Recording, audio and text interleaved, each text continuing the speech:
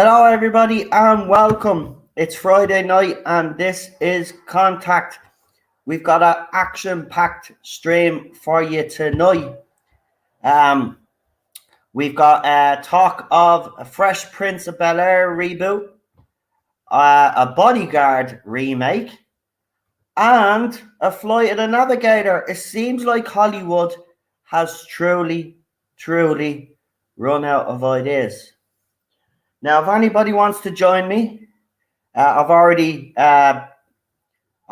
been. One person has already sent me a message, so I'm going to send them an email now. But if there's anybody else that wants to join me tonight, you know what to do.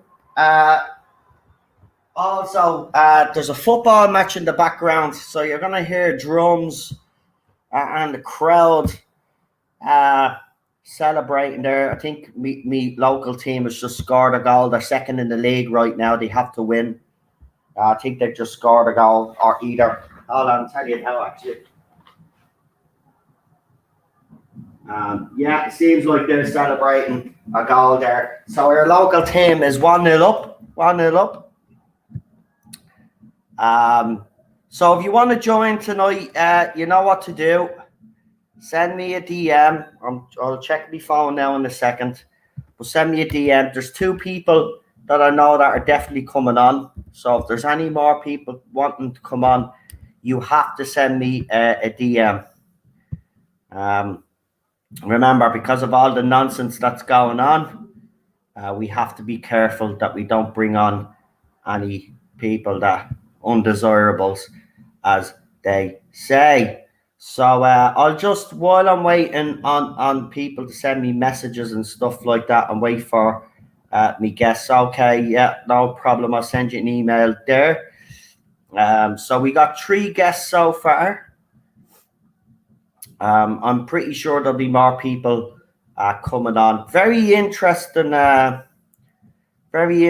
stuff. The Fresh Prince of Bel-Air have cast the people that they want for this new show. It's going to be a serious take on the Fresh Prince of Bel-Air. It won't be like the original, as I said. So I've sent out emails to the 3 people that have asked me so far. If you want to come on, as I said, you must send me an email. No, send me a message. So I'm just informing a couple of people there. Just bear with me. And we'll start waiting on our guests. Check your emails. Check your emails, please. To the people that have asked me to join, I've sent you an email. So check your emails, folks. Come on. We've also got someone else that sent me a message. So I'm sending you an email now, Brandon. Just give me a second there, mate. But as I said, you want to be part of this, you have to send me a DM. Let me know. I won't be bringing anybody on if they don't send me a DM. That's how it works here now because of the silliness that's going on. So, no, you're grand, man. You're more than welcome to come on anytime, Brandon. As I said, all people have to do is send me a DM, and they're more than welcome to come on. So Alpha, you did send me a message. I've sent you an email. So, come on, hurry up. We've got a lot of topics to talk about. So we got 2 of our guests here right now.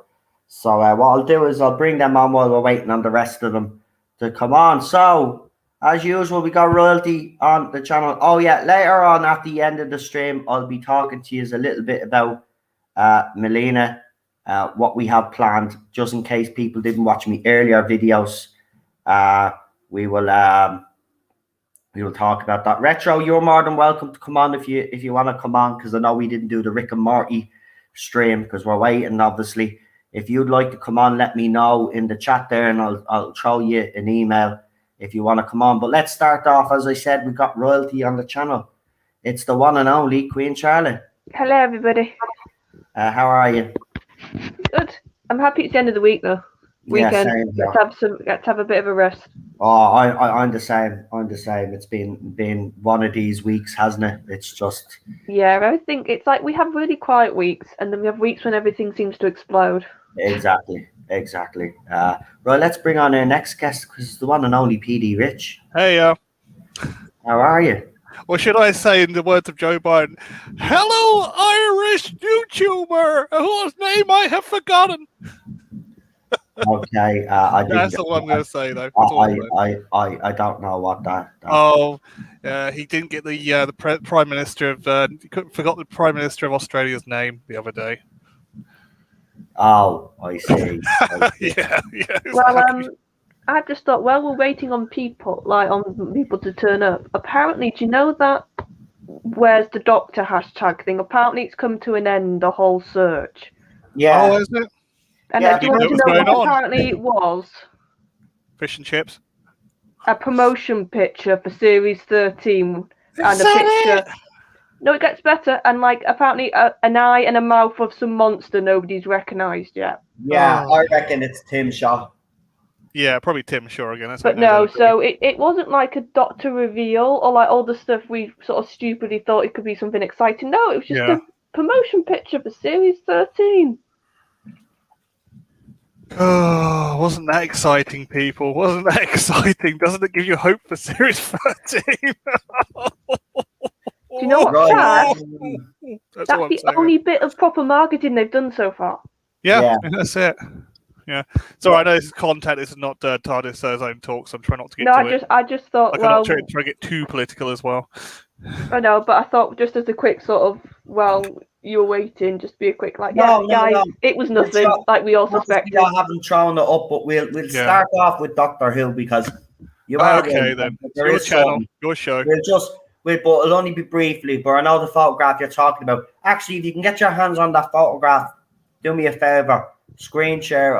Put it up there and I'll screen share, and we'll start off with that. But I do want to get into the other stuff because I can't do that. I'm on my Kindle. So I just thought that's why I literally mentioned it as a very quick. Guys, if anybody has seen this photograph, do us a favor. I have seen it, but if anybody else has it, just happens to have it there, do us a favor. Let me know, and I'll throw it up. Right, let's bring on our next guest. It's Cinnamon Toast Crunch. Hello, everybody. I'm still waiting on Alpha Omega. He sends me a message. Come on, where are you now? Come on. He'll turn up. He was in the other stream not that long ago. So let's do it. I don't know where there's not much on it. I'm sorry. I'm looking at YouTube. Sorry, I'm looking at Google now. And there's not much on this mystery thing. It's so poorly. Well, that's the thing. They probably botched it, like you were saying, PD. I think it's completely botched this. Here he is anyway. He's getting fashionably late like the old Lee fella.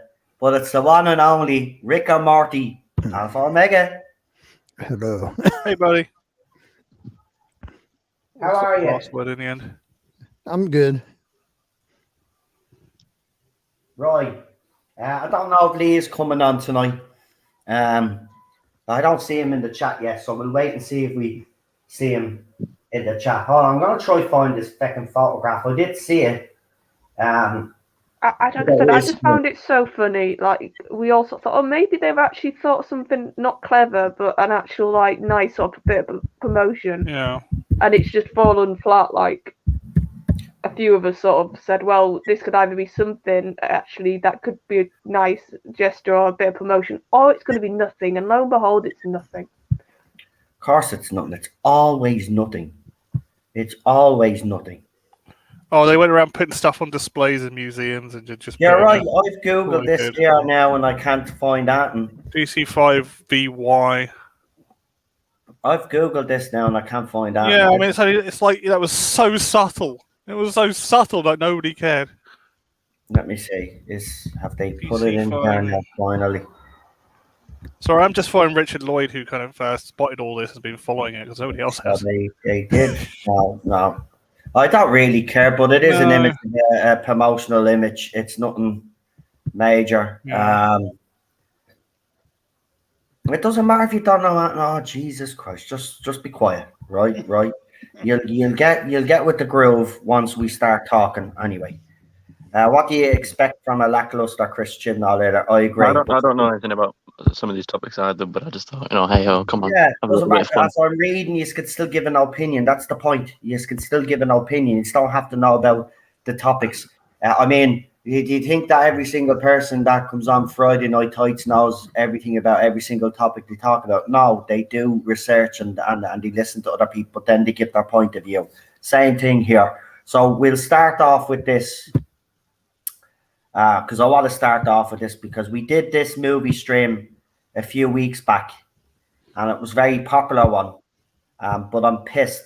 I'm rightly pissed because this one is close to me. To me heart. So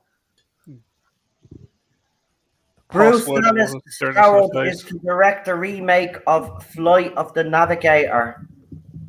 Right? But here's the thing. Right? Watch this. It's going to be a female-led reimagining Kel surprise for Disney Plus, and that's why I wanted to bring it up. Now, for anybody that doesn't know, Flight of the Navigator was a very, very popular film. So I'll just give you a brief rundown. So Flight of the Navigator is a film about a 12-year-old boy named David who was abducted by a UFO and wakes up 8 years later without aging, with no recollection of what occurred. While we don't know much about the new project, we do know David will be replaced by a female protagonist. Because it's 2021. Now, I won't play the trailer and stuff like that, but it's going to be on Disney Plus. So they can hide the numbers. What a surprise! They've decided to gender swap the role. So I just want to get people's opinions on this because obviously, as they've said, the original movie, the main lead was actually a young lad. So yeah, let's start with you, Charlotte. I mean, again, I will say this firstly. I'll ask you a couple of questions. Number one, what is your take on Hollywood remakes? Do you think it's laziness, or do you think there's actually something in this? I'll ask you that question first, and then I'll ask you, what do you think of them replacing a male lead with a female lead? So go ahead. You could start off tonight, Charlotte. Well, it's like you said, they're lazy. It's a safe bet-ish because they know that the thing is Hollywood. They are stupid in many ways, but they actually got a bit of sense when it comes to. They know if it's got a name. They know if it's got an inbuilt fan base of any type of description. Now it used to be the big fan bases of products they'd go after. Now it seems to be anything with any recognition. And they know some people, even though it might sound completely different to the original, it might talk even down to some of those fans. Those fans, because they love that original movie or TV show or whatever the original was, they will go and watch it. And they know because of the last couple, let's say the global situation we've had the last couple of years, they know that they need money. They can't do really, really risky movies anymore. So everything's going to have a little bit of trying to be a bit of a safe bet, which is what this and like I said, Razorfist did a video a couple of weeks ago predicting all this. That he basically said they've had the rise, they've had the big budget, the big hot superhero phase, they've had all that money. And now they're running out of it, or now audiences are going low again, so they need to go back to what works, and that's remakes. Yeah, but again, right? It's usurping a young lad that was the main lead and replace. Like if you want to remake Flight of the Navigator, I think it's laziness anyway. That's my personal opinion, right? But if you're going to remake it, you've got to cast a bloke the way it was cast in the original. Again, this is laziness from Hollywood. If you want to do a sci-fi movie about a girl that gets abducted by an alien, right? Well, then don't call it Flight of the Navigator and make a completely new, original movie. They haven't got the backbone to do that, mate. No. That's the problem. We've got an industry of cowards who want to look good, who want to look hip, who want to score little points by turning everything to a diversity of some description. Exactly. Whatever it is. And it's and I think this, and I don't. This is why I don't understand how some people will cheer these things on, and they'll say they're doing it because yes, female power, female da da da da da. I'm sorry. Why is it that you are happy with a second attempt at how do I word this? An established franchise. Yeah, it's like you're happy with something that's already been established as one gender or whatever the original was, and instead of creating from the ground up a new female character in that universe, or another thing that they could do, which I'm surprised that Hollywood hasn't done more of, is you can look at these franchises and there's plenty of female characters in these franchises. You just need to raise them up instead of swapping out the male. But they won't do it, and I just think it's. Yeah. And I think I won't say his name because I know he gets a lot of flack on Twitter, but he was talking about the Indiana Jones and the James Bond. It was on the same theme of female swaps, and he just said it's been done for the sake of it now. Yeah. It really just feels like that's the trend, and they're going to let this trend just sort of not stop when it's strong, just keep going with it until it literally fizzles out and dies. It's been going on since 2016. Yeah. Yeah, but also the problem is as well, there's a few.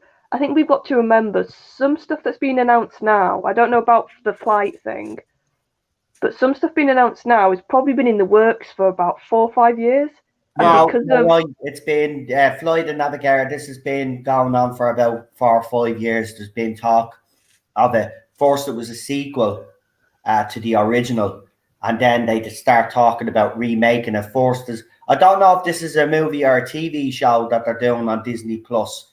I think it'd have to be a movie because I don't think it would work as a TV show. Yeah, but again, it's this whole laziness with Hollywood. Yeah. It's like, you're right, they're running out of money, so we have to go back to these established franchises. Could you imagine if you got a female-led franchise, right? And we turn around and says, well, okay, fair enough. So you want to gender swap all of the male roles. How about we start gender swapping all the female lead roles? Because there are plenty out there.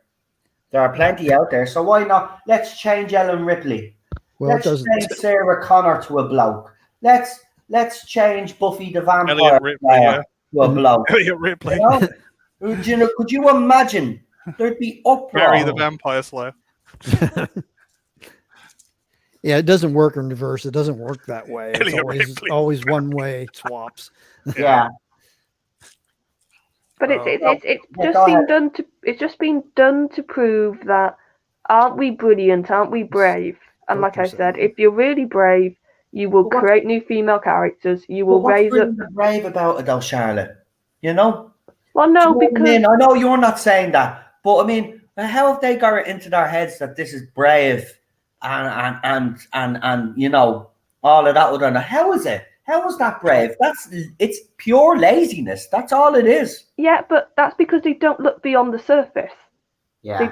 They just see, oh, it's now a woman when it used to be a bloke. That's all they want. They don't want character development. It's like obviously, I know you don't want to talk a lot about who, but that's the one that I can most bring talk it up about. in context to this. I don't mind people bringing up Doctor Who. I just don't want it to dominate the whole conversation. But go ahead, make your point. It's like I've said with Joe, like the 13th Doctor. It's like they all celebrated her as being this big, bold, brave thing to do. And I'm sorry, Chris Chibnall has spent 2 series not developing her. Yeah. I spent 2 series literally mucking around in the canon, changing stuff in the past, and she's been an afterthought. You're right. We haven't even got an explanation to why he even bothered to change it to a woman. He's just done. Just done it for the sake of it. Yeah, exactly. Cinnamon, I've said that for ages. I said, I'm sorry. This actually, if you would have done it right, the Doctor becoming a female should have been a whole arc of a character. That's what I thought. They could have explored it. They could have made some sort of like some story, like how they did with Peter. Like, oh, am I a good man? Yeah. Why can't you just do a story about how the Doctor deals with now being a well, different gender? The fans that like this era will argue that they did. When they did the whole in Peter Capaldi's era, when it was mentioned a couple of times that the Doctor could change gender, to them that's enough character development. But for me, and I think guys like you, because we've watched it for years, those things that were said, that's not a build-up. That's not how you... If you're going to do something that big, gender swap that role, you have to have an ironclad explanation behind that. Yeah, you can't just go off and say, I'm a woman now, or I was a grey-haired Scotsman 20 minutes ago, right? No, because that's just commenting. That's not actual development. I know. It's just in the dialogue. Yeah. And also, let's be fair, they're doing this in Hollywood in general now because they know it's a shield. So it's they know that certain people will not dare to criticize these projects if they insert basically anything that isn't white or male or straight. Yeah. Well, in the case of Doctor Who, in the present since Jodie took over, they never really explored the change or why she, the Doctor became female. It just happened, and that's well, it. Come here, I'm gonna put this to you, Alpha. A lot of fans have said that the fact that they didn't explain it was the right thing to do. Would you agree with that? It was the right thing to do. Yeah, that the fact that they didn't really explain it, that they just, well, here she is, that's it. Like, no. Is that a good enough explanation for you? Not for me. Okay, no, that's why I'm asking. Because a lot of fans, that's their argument as well. The fact that they didn't make such a big deal about it was the right thing to do. But I disagree. If you're going to make a big change like that, I'm sorry, you've got to explain that to me and explain why. They could have explored it a little bit. They didn't have to spend like the whole first series talking about it, but there's a difference between sort of having mystery and then like deliberately leaving things unquestioned, because otherwise what's the point of a story? There's certain characters like Darth Vader. People used to say, well, how did he get in the suit? How did he become a man in the suit? And maybe something like that they could have left maybe a mystery. But now that we sort of it sort of jeopardizes it, because now that they did they should have left his origins a mystery. Now that the downfall of Anakin, his character sort of maybe not as menacing as it once was. Now that we sort of know it takes the mystery and the enigma away. It's like the Alien franchise, when Ridley Scott decided that, exactly. Corky said, the xenomorphs are not the big thing. But then when Prometheus didn't do too good, now I do like that movie. There's some elements of that movie I do like, I'm not going to lie.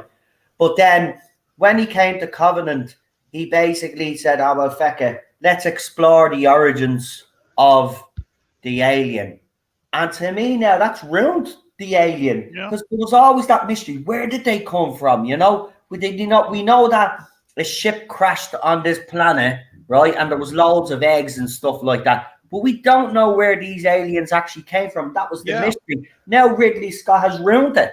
And now, because he's ruined it, there's not even talks of... Because he was supposed to do a sequel to that, and then he was supposed to do another couple of prequels to the first one. So he ruined it. And now they've decided not to do any more Alien movies. Now we're getting a TV show, which I won't get into. But This is what I mean. Little You present day have Earth, to keep yeah. the mystery. It's the same with the Doctor as well. This whole timeless children stuff. If you're going to start exploring the origins, I'm sorry, you're going down the wrong alleyway. You need to stop that right now.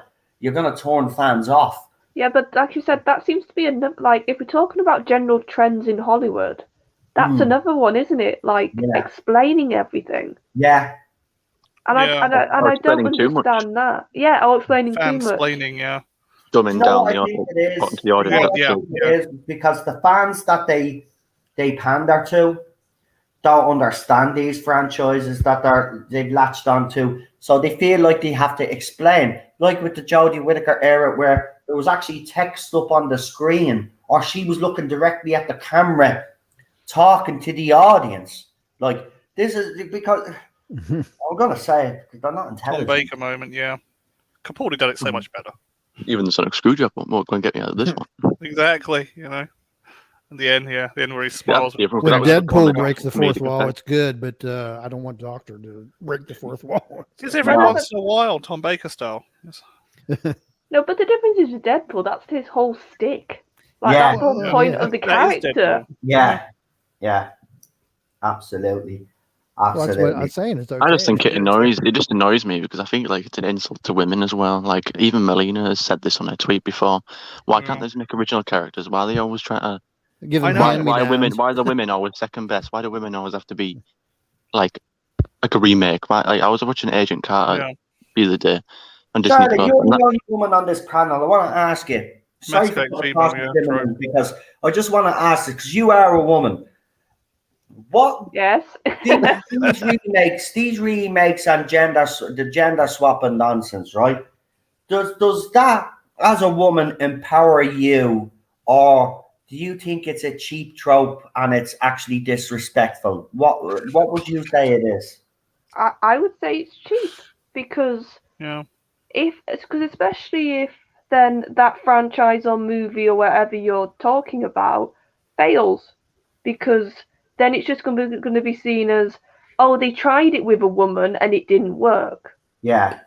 Like that's the sort of terms they'll use, and it's like, and like I said, it's because I've said this because I don't. But then another part of me is like a part of this story is I don't understand how we've got a generation or people now growing up who legitimately seem to believe that they can only believe in characters that they're the same gender of. That boggles my mind because I grew up watching plenty of male characters, and I never once thought, oh, they're a male, I can't identify with them. Oh, I can't connect with them. Oh, I can't grow to like them. Like some of my favourite characters in all of fiction are male. Yeah. So the fact that you're coming to me saying, look, we've done a female, like I said, the Indiana Jones things that's now seems to be coming to be true, the Bond thing, which seems pretty dead on. And it's like, well, no, just because you're a woman doesn't mean I have to, because that's another thing that I find, and this can touch on what Melina went through. And like I've been through nowhere near to the same extent she did because I'm not on social media as much. But the problem is then, if you're a female fan and you don't like these remakes, you don't like these gender swaps, you get a really raw deal in the fandom you're in. Yeah. Because I honestly think, like I said, who's sort of the fandom I know, that in the last couple of years, this has been the least safe, the least welcoming the show has been to female fans. Yeah. Because if you're not part of the support for this era, or like I said, insert whatever other franchise has done the swap, you were seen as, oh, you go against the narrative. You have to be hounded off. You have to be attacked. You have to be seen as something lesser. And it puts a pressure, like it really does, I think, for some when they see this happen to their show and they don't believe in the politics of it, or they don't think it's a change for the better. And I bet there's a lot of female fans who think, God, I have to just keep my mouth shut. Yeah, because I know I'm going to get absolutely abused, hurled at me 10 times than if let's say it was a male lead and I criticised it. So it's almost putting a target on people's back. It is. I always say you don't have to look like someone to feel like you relate to him. Like Rabbi was saying, like he's an overweight Jew. Like he can still relate to the Doctor. The Doctor doesn't have to be a Jewish guy just so he can relate to him. Yeah, I agree. I have found those images actually in relation to Doctor Who. Yeah. So hold on, bear with me, because my phone has decided to mess to do my head in. Yeah, and also just to quickly add while you're doing that, the thing that always puts like alarm bells and the Navigator thing is just because of the wording. It's not like here's our story. The first thing out the gate is it's a female lead. Oh yeah, that's another thing, and that's what worries me because they focused instead of focusing on we're doing a new flight in the Navigator. I hope fans will be excited for this. It's like, we're doing a flight in the Navigator, and by the way, we're changing the main lead to a female because we can. And again, we're going to be talking about reboots and another remake of a movie now in a few minutes.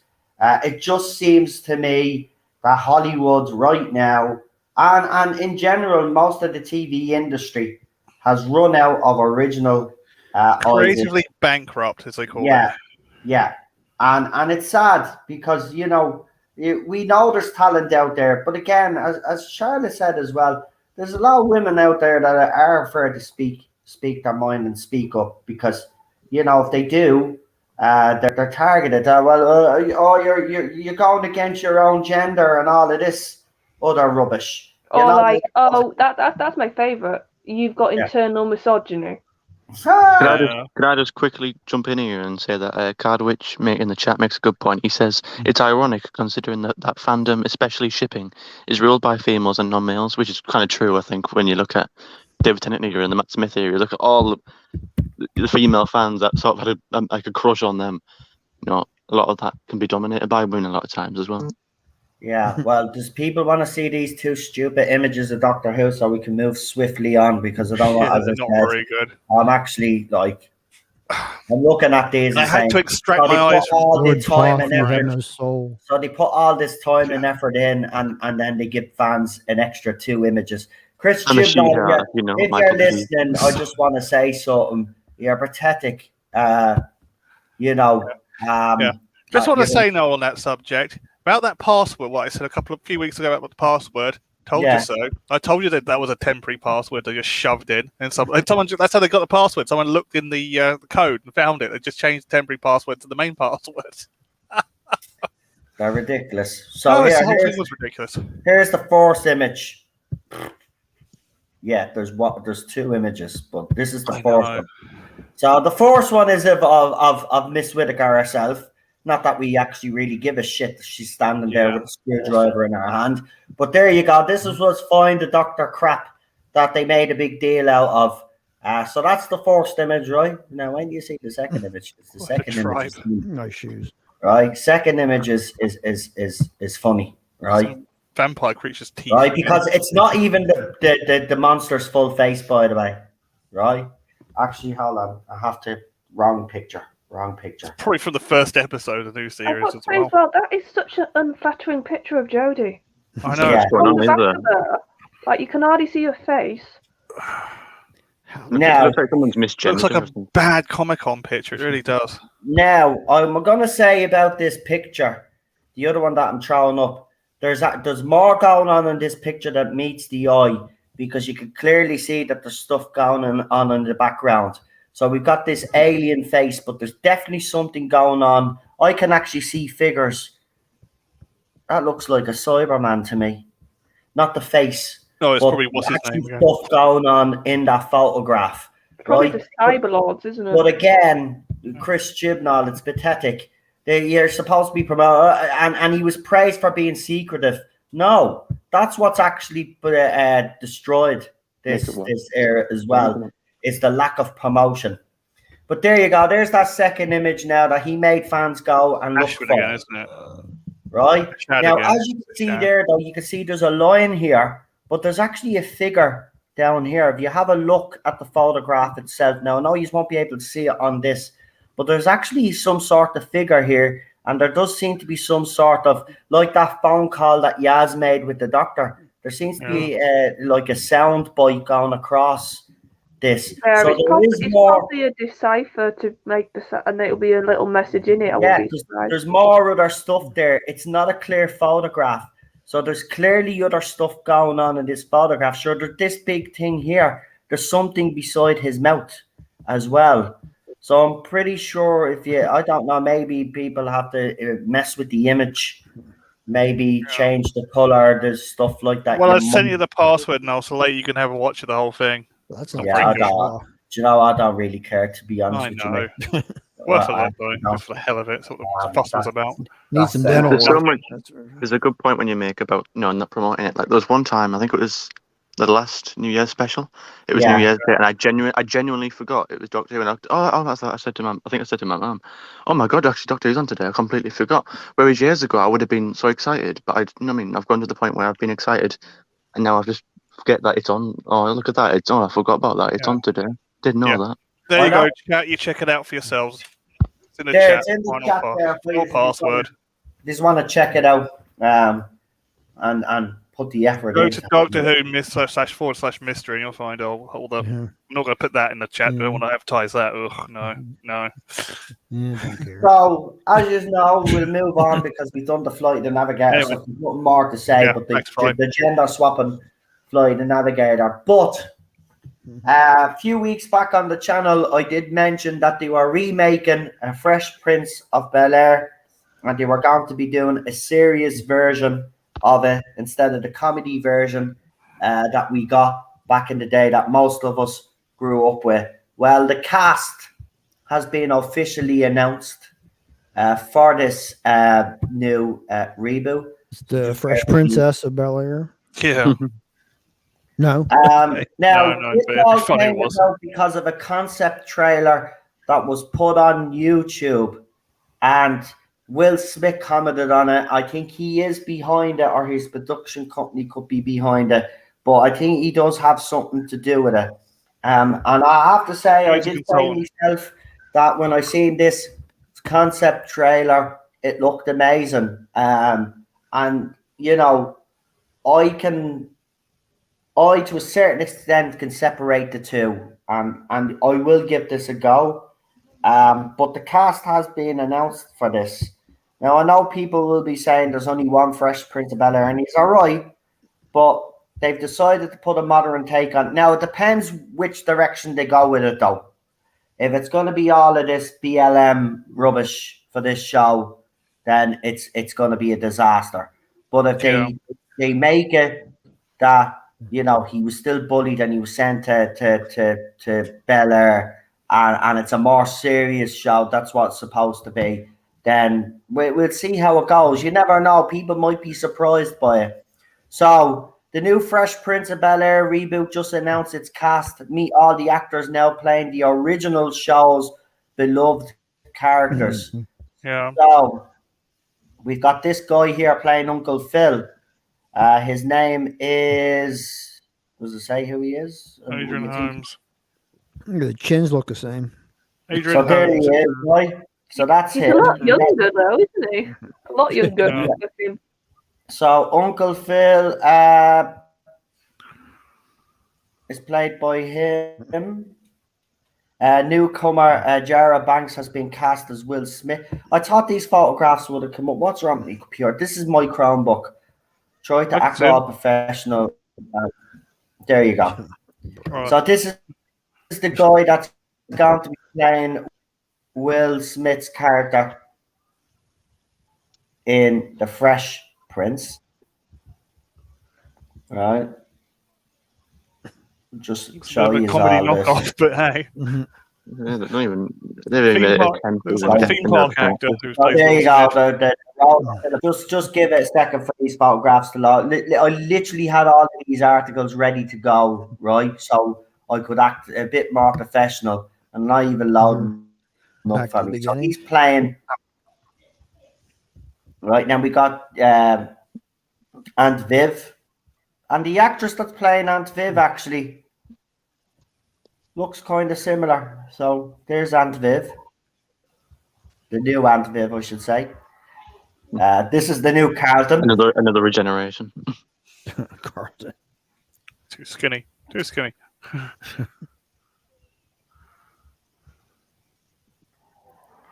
This is the girl that's going to be playing Hilary Banks.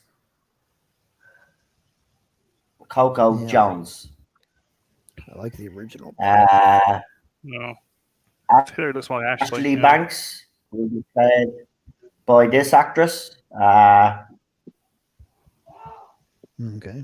You notice that they haven't race swapped any of these roles, though. No. Oh No, God, they'd be murdered if they did. Gender swapped. You're just making the point because they seem to do it with us all the time. But so this is the guy that's going to be playing Joffrey. Is he English? Jimmy. Yeah. Is he? Oh, that's brilliant. Is he English? Is he? If he's not English, then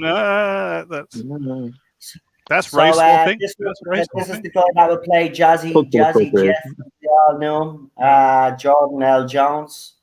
And this the girl that will play Lisa, who was Will's long-term girlfriend on the original. And yeah, that's the cast.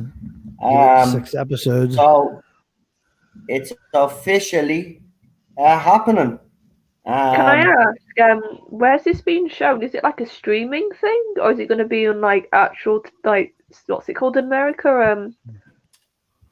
Cable? Like, where's it being shown? This reboot? He is British. Yeah, he's a British theatre actor. That's fine. Let's see. It does see this article. It's not really an article. This is just introducing the cast. I'll have to check. But I'm pretty sure it's going to be on a streaming service. They're always normally all on a streaming service now. But I just want to get you our thoughts anyway on this reboot. It's being called a reboot, not a remake. Reboot. So I know there's going to be people in the chat, and I can't see the chat on StreamYard because it's frozen. That's why I have it on my phone here. But I want to ask you guys on the panel. Are you in or out for this this reboot, or do you think Fresh Prince of Bel-Air should be left alone? Captain Robert April has made a good point there. Fresh Prince of Bel-Air was semi-autobiographical with a comedic slant. This is supposed to be more serious version with Will Smith calling the shots. So, what do you think, guys?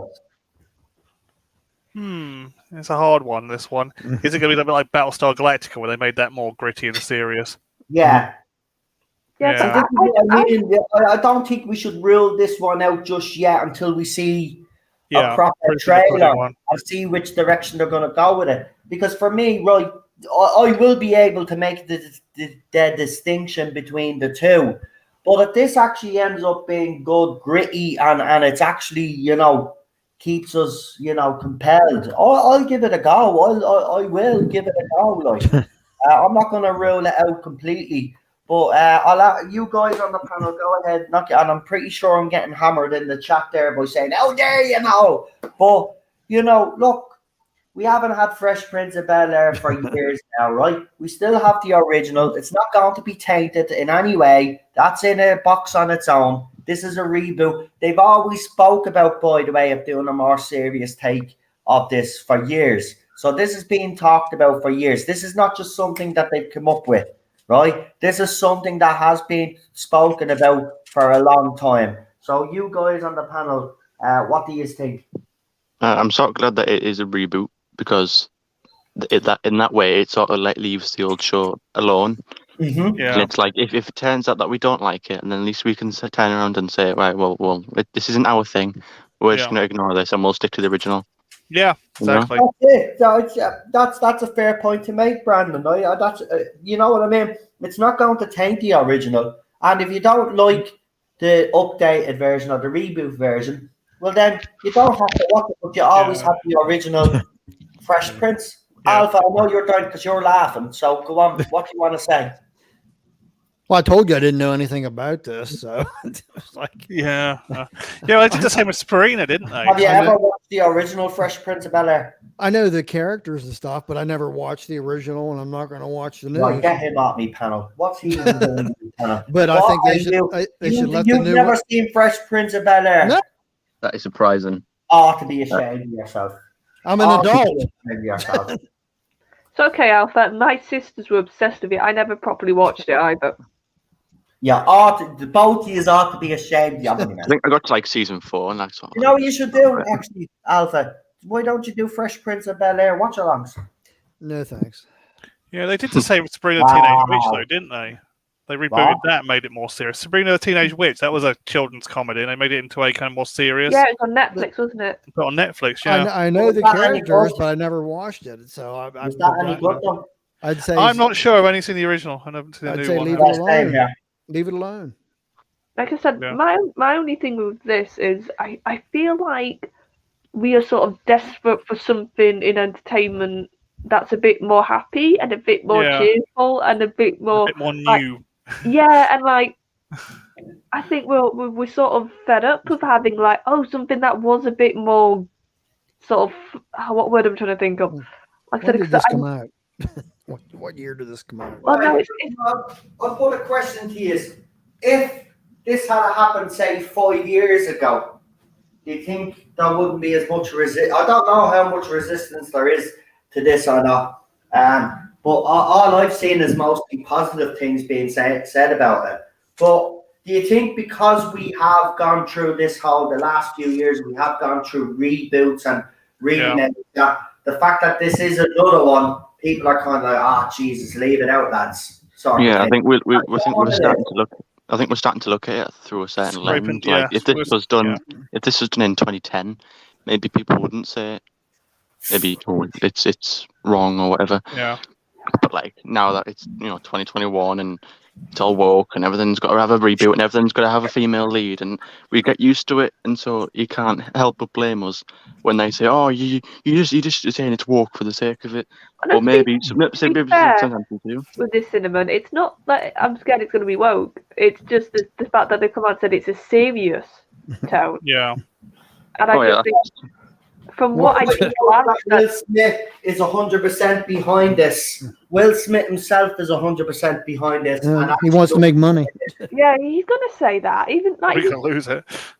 Well, hang on, he doesn't need the money. No, sorry, you're going to cut in there. That's very disingenuous to say. The guy is a multimillionaire. He doesn't need the money, right? This is his legacy as well. This is his show. Remember, even in the old show, he had a lot of power. He was the one that got rid of the original Aunt Viv, right? So Will Smith has a lot of say in this, right? So I don't think he would actually do this to ruin the legacy of the old show. So I want to put that out there. It's not because he wants money either. He's got plenty of fucking money. So I want to put it out there because it's unfair to say. It is. It's unfair to say now. Okay, so I was like 38 when this came out, so no, I didn't have any interest in Fresh Prince of Bel-Air. All right, like halfway through the season, his son will suddenly have a part for no apparent reason. That's why he's doing it. Yeah. Yeah. Get Jaden in there. Maybe they could have done that because they recast his son as a. Is he still called Jaden? I don't know what's happening. Seriously, I'm so out of the loop. Yeah, is he? Will Smith hasn't done that in years. Yes, he has. Does he still make his son dress in a dress? Obviously, you have. I'm just not sure what's going on. As much as I have, because he has done it. Elliot Page is fully transitioned. He did a film on Netflix, and he has other movies coming out shortly. Kiss his son on the lips on a talk show. I don't know. It doesn't matter what he does in his personal life, man. We're talking about a TV show. That was live on TV, mate.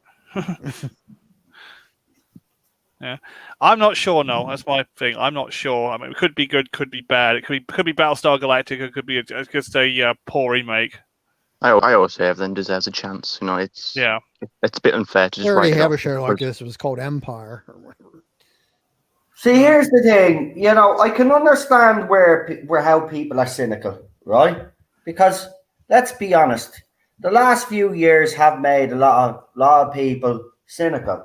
But I think we're getting into a dangerous precedent here where before even a show comes out or a movie comes out, or before even after we see one trailer, people are making up their minds on these things.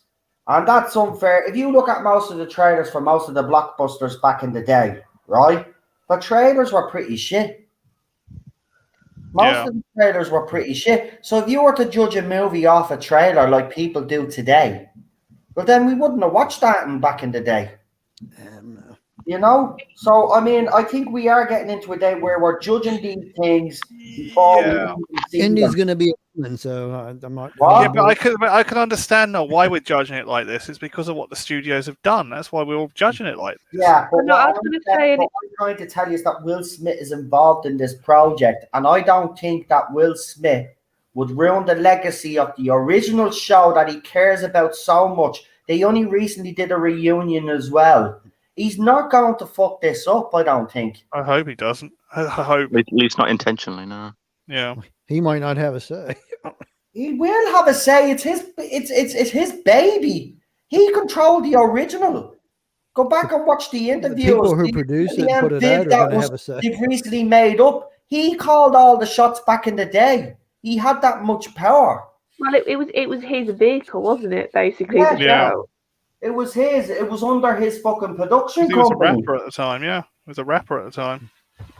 So that's the thing. It was his. So, like, you know, he was the one that wanted to get rid of him and Quincy Jones, wasn't it? Yeah. And he replaced her. He was It played a massive part in his star of career the as well. show. Yeah. And he's not going to ruin his own bloody show. I don't think he's got. No, he wouldn't. I know for a fact he wouldn't. Will Smith doesn't do many bad things, actually, to be honest with you. A lot of Will Smith stuff that I've seen over the years.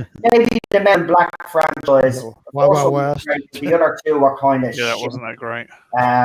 But even that movie Bright, I know it gets a bit of stick.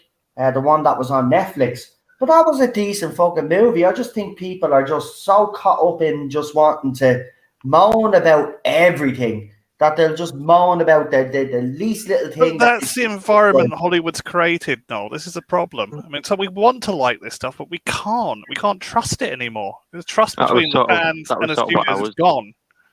Yeah. That was sort of what I was saying a minute ago. Like, Yeah, I think we're getting that's the sometimes problem, a little yeah. bit too used to criticising things. Yeah, we get a bit too complacent with being critical now. I'll completely back you up on that, Brandon. But it's just kind of what's been created by the studios in a toxic environment. No, They blame us for. And I think the difference is, like, no, like 20, like even more years ago, we didn't have directors coming out and attacking Exactly. the fans. No, I get. I'm not Finisher. doing any of that. But what I'm saying is we're getting into a dangerous cycle here. We're just getting as bad as them. You can't. This is it. That's what I've been saying about the fandom for the past month. The Matrix trailer came out, right? I did say on this channel there was no need for a fourth Matrix movie. I didn't see the point of it, right? I watched that trailer and it blew me away. It blew me away. I want to watch that movie now. They're replacing Neo too. Right? What? No, what? Oh, he's in there. He's in there, but he's not going to be the main. He is going to be. Who's telling you that he's not going to be? See, this is the thing as well, right? You don't know. You haven't seen the movie. You've only seen the trailer. You're listening read to the future, rumors out Alpha. there by YouTubers or articles out there that have an agenda, right? That's the bottom line. Everybody has an agenda here, right? Not just Hollywood, but the people that are claim to be fighting pop culture. They also have the agenda, right? You don't know anything about the movie. I don't know anything about the movie because we've only seen one bloody trailer. We can only speculate. That's all I'm saying. We can only speculate. So how do you know? Just because they've done it in other movies or they've taken the main lead and make him secondary in his own bleeding franchise or whatever, doesn't mean they're going to do it with The Matrix. The Matrix is about Neo anyway, right? So Used to be. Yeah. What do you mean it used to be? You haven't seen the fourth movie. No, I haven't. Right, so well then, don't be making comments like that until you see the movie, and if you're proven right, then you could come on here and say, no, I told you so. And right? I haven't But seen the then, new Fresh you haven't Prince. seen that, so you And can't. I hope that goes good. Anybody who wants to see it, that's fine. I hope they. It I turns out think the good. Matrix. I think this new movie is going to be actually good. I think some fans are going to be disappointed because Neo is obviously seeing a therapist, and that's going to rub fragile male egos out there. And I'm going to say it's going to rub them the wrong bleeding way. But when I seen those action scenes, I've seen how that movie is put together, the music, everything is perfect about it, right? Didn't give too much away either. That's what I like about a trailer. It could have been worse as well. They could have recast Keanu Reeves. Epic. And it's been watched by millions remake, of people. Millions of people. So we don't know yet, right? I will judge that movie when I see it. And if it's bad, I'll come out and say it's bad. Because I didn't like The Matrix 2, and I certainly didn't like the third one, right? Yeah. The fourth one, to me, is the superior movie anyway, right? But I'm willing to give this movie a go after I said I wouldn't after seeing the trailer. So the trailer did its job. The trailer convinced me that I want to give this a go, right? Now, can you say that for any other franchise out there that they have ruined, right? And they've brought out a trailer and you said, oh, I've changed my mind. I'm going to have a look at that. No, there's not many, I don't think, right? But this one has. So I'm going to give it a go. I'm not going to listen to the bullshit out there from people that have an agenda until I watch the movie myself. And then they're all proven right, fair enough, right? Go ahead and give it a go. I'm not saying don't if people are saying, oh, he's going to be secretary in his own movie. Yeah, it's going to be this, that, and the other. You don't know. Just my opinion. That's all. It's not an opinion. But it's not an opinion. I'm sorry. You're repeating what everybody else is saying out there, right? It's not an opinion. It's not your opinion. It's someone else's opinion, and it gets repeated so much that you think it is your opinion. It's not your opinion. It's everybody else out there that has an agenda's opinion. And then people like you, and I've often done it as well, we latch onto it, and we say, yeah, blah, blah, blah. Wrong. I'm not doing that anymore. Right, I'm being honest here, right? I'm sick of all the agenda bullshit. Nobody has seen this movie yet. So good. Watch it and make up your own mind. See the movie, and then he's can all judge. And then Neo ends up being secondary in his own movie, fair enough. But in fairness, Trinity was the main part of it as well. So what happens if she ends up getting a little bit of a bigger role? He's all going to complain about that as well, even though she is. No, I'm not a Matrix fan. Not at all. Right? So this is what I'm just trying to say. You need to wait and see until you watch it. And then if it turns out like you all think it's going to turn out, then fair enough. But if you go in with the preconception that it is going to be like that, well, then you're not going to enjoy the movie anyway. You know? I stopped doing that with Doctor Who. Series 11, I went into the preconception that this was going to be shit.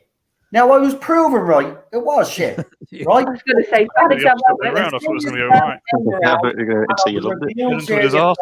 I said I was going to take a more balanced view at it. I wasn't going to go in with any preconceptions, right? And I didn't, right? Spyfall Part 1, and I'll still say it today. Bolstreck said it yesterday in his video, and the both of us are in agreement with this. Spyfall Part 1 was a great story. It was a great episode. They messed it up in the second one, right? The opening of Series 11 and Series 12, Bolstreck said it yesterday. Those two episodes alone, as standalone episodes, were the best episodes that Chibnall done. I'm sorry. The woman, her first episode is not a standout episode. Right, well, that's fair. The woman who didn't get hit by 25,000 volts of electricity when she fell No, Charlotte, well, you're a woman. I'll take your word on that because, you know. I'm a woman today. Take my word. No, you're not a woman. I'm identifying as a woman. I don't want people having a go here, right? I'm not having a go, but I think we need to stop judging all of these things before we see them. We're getting petty. It's petty. I've even done it myself. We have to stop because it's you know, give these things a chance, and if they turn out to be crap, fine. Then you're justified then in everything that you've said. Right? What you say? Don't be murmuring under your breath. If you've got something to say, say it. I'm not mumbling. I said time after time after time. Right. Wait and see, and they always turn out to be shit. So. That's why I'm basing my before things even happen. I'm kind of having a negative take on stuff because it's proven to be true. I'm not saying you don't have the right to not have a negative take, but what I'm saying is, would you not wait until you actually watch it first? That's fair. I'm gonna. That's me point. That's all I'm just trying to say. Let's just wait and see. This movie could surprise you all. It could end up being the biggest pile of shite that was ever made. But let's see. I thought the trailer was very good. It got me engaged, and I told you a few weeks back I didn't even want a fourth movie. And when I watched that trailer, it changed my mind. So the trailer did its job. That's the point. The trailer did its job. So I'm going to wait now and I'm actually excited now. I'm actually excited. I wasn't excited before. I'm actually excited to see it now. And look, if it disappoints me and lets me down, that's fine, fair enough. But right now, I'm excited. So the trailer did its job. No, and I do think we have to really look for things we enjoy, and if we find something we enjoy, don't let other people try and tell you should enjoy it. Exactly. I did the same with Captain Marvel. I used to hear. I've only watched it recently the other day, and I used to hear people for years used to slam it, and I watched it, and I thought it's not as bad as people say. You could sort of tell it was a whole woman empowerment thing, but it wasn't as bad as it would be. There's a certain shows that I've watched, and I thought, okay, that's not as bad as people used to say it is. I quite enjoy that. Widow. Cheryl's watched Black Widow. Now she's admitted, and she's all for all of this empowerment and stuff like that. She said it wasn't it's not a great movie, right? But it's not as bad as people have made it out to be. And this is what I'm talking about.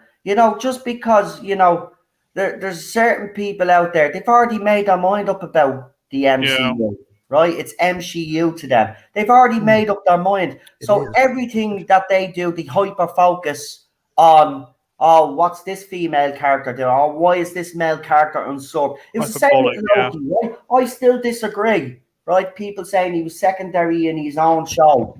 I'm sorry, you were watching the wrong. You weren't watching the same show as I was watching, right? Because I didn't see that. And trust me, I call this bullshit out all the time. It was the same with WandaVision. They gave out about WandaVision. It was the same with The Mandalorian. They gave out about The Mandalorian. The Mandalorian was great, right? I don't know what people want anymore.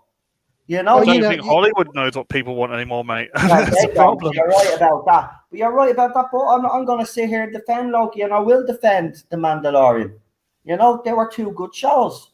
And so was WandaVision. And I'm sorry that the end fight in WandaVision didn't live up to people's expectations, or it was supposed to be Mephisto, wherever his name is, and it wasn't. I'm sorry that they didn't do that, right? But that doesn't mean that the show was crap. It wasn't. It was a good show, and well, that's my opinion. Well, that's what I think. We've talked about that. I liked WandaVision, and I liked Mandalorian. I know you do. I know. That's what I mean. But if you were to listen to other people, Alpha, at the time, like some of us do, and let's be honest, we've all done it, then we wouldn't have watched these. We wouldn't have gave these shows a chance, because we would have already had our minds made up for us, because people are pushing a narrative. Remember, everybody out there is pushing a certain narrative. Yeah. So we have to be careful. That's all I'm just saying, lads and ladies, right? Let's judge these on face value. Let's watch them for ourselves, and then we can judge, right? I don't think anybody should be. I'm not even going to I don't even watch big YouTubers' reviews anymore until I've watched the movie or a TV show, right? Because I don't want my opinion or my way of thinking to be tainted by these people. I want to go in fresh and look at it for myself, and not to be influenced.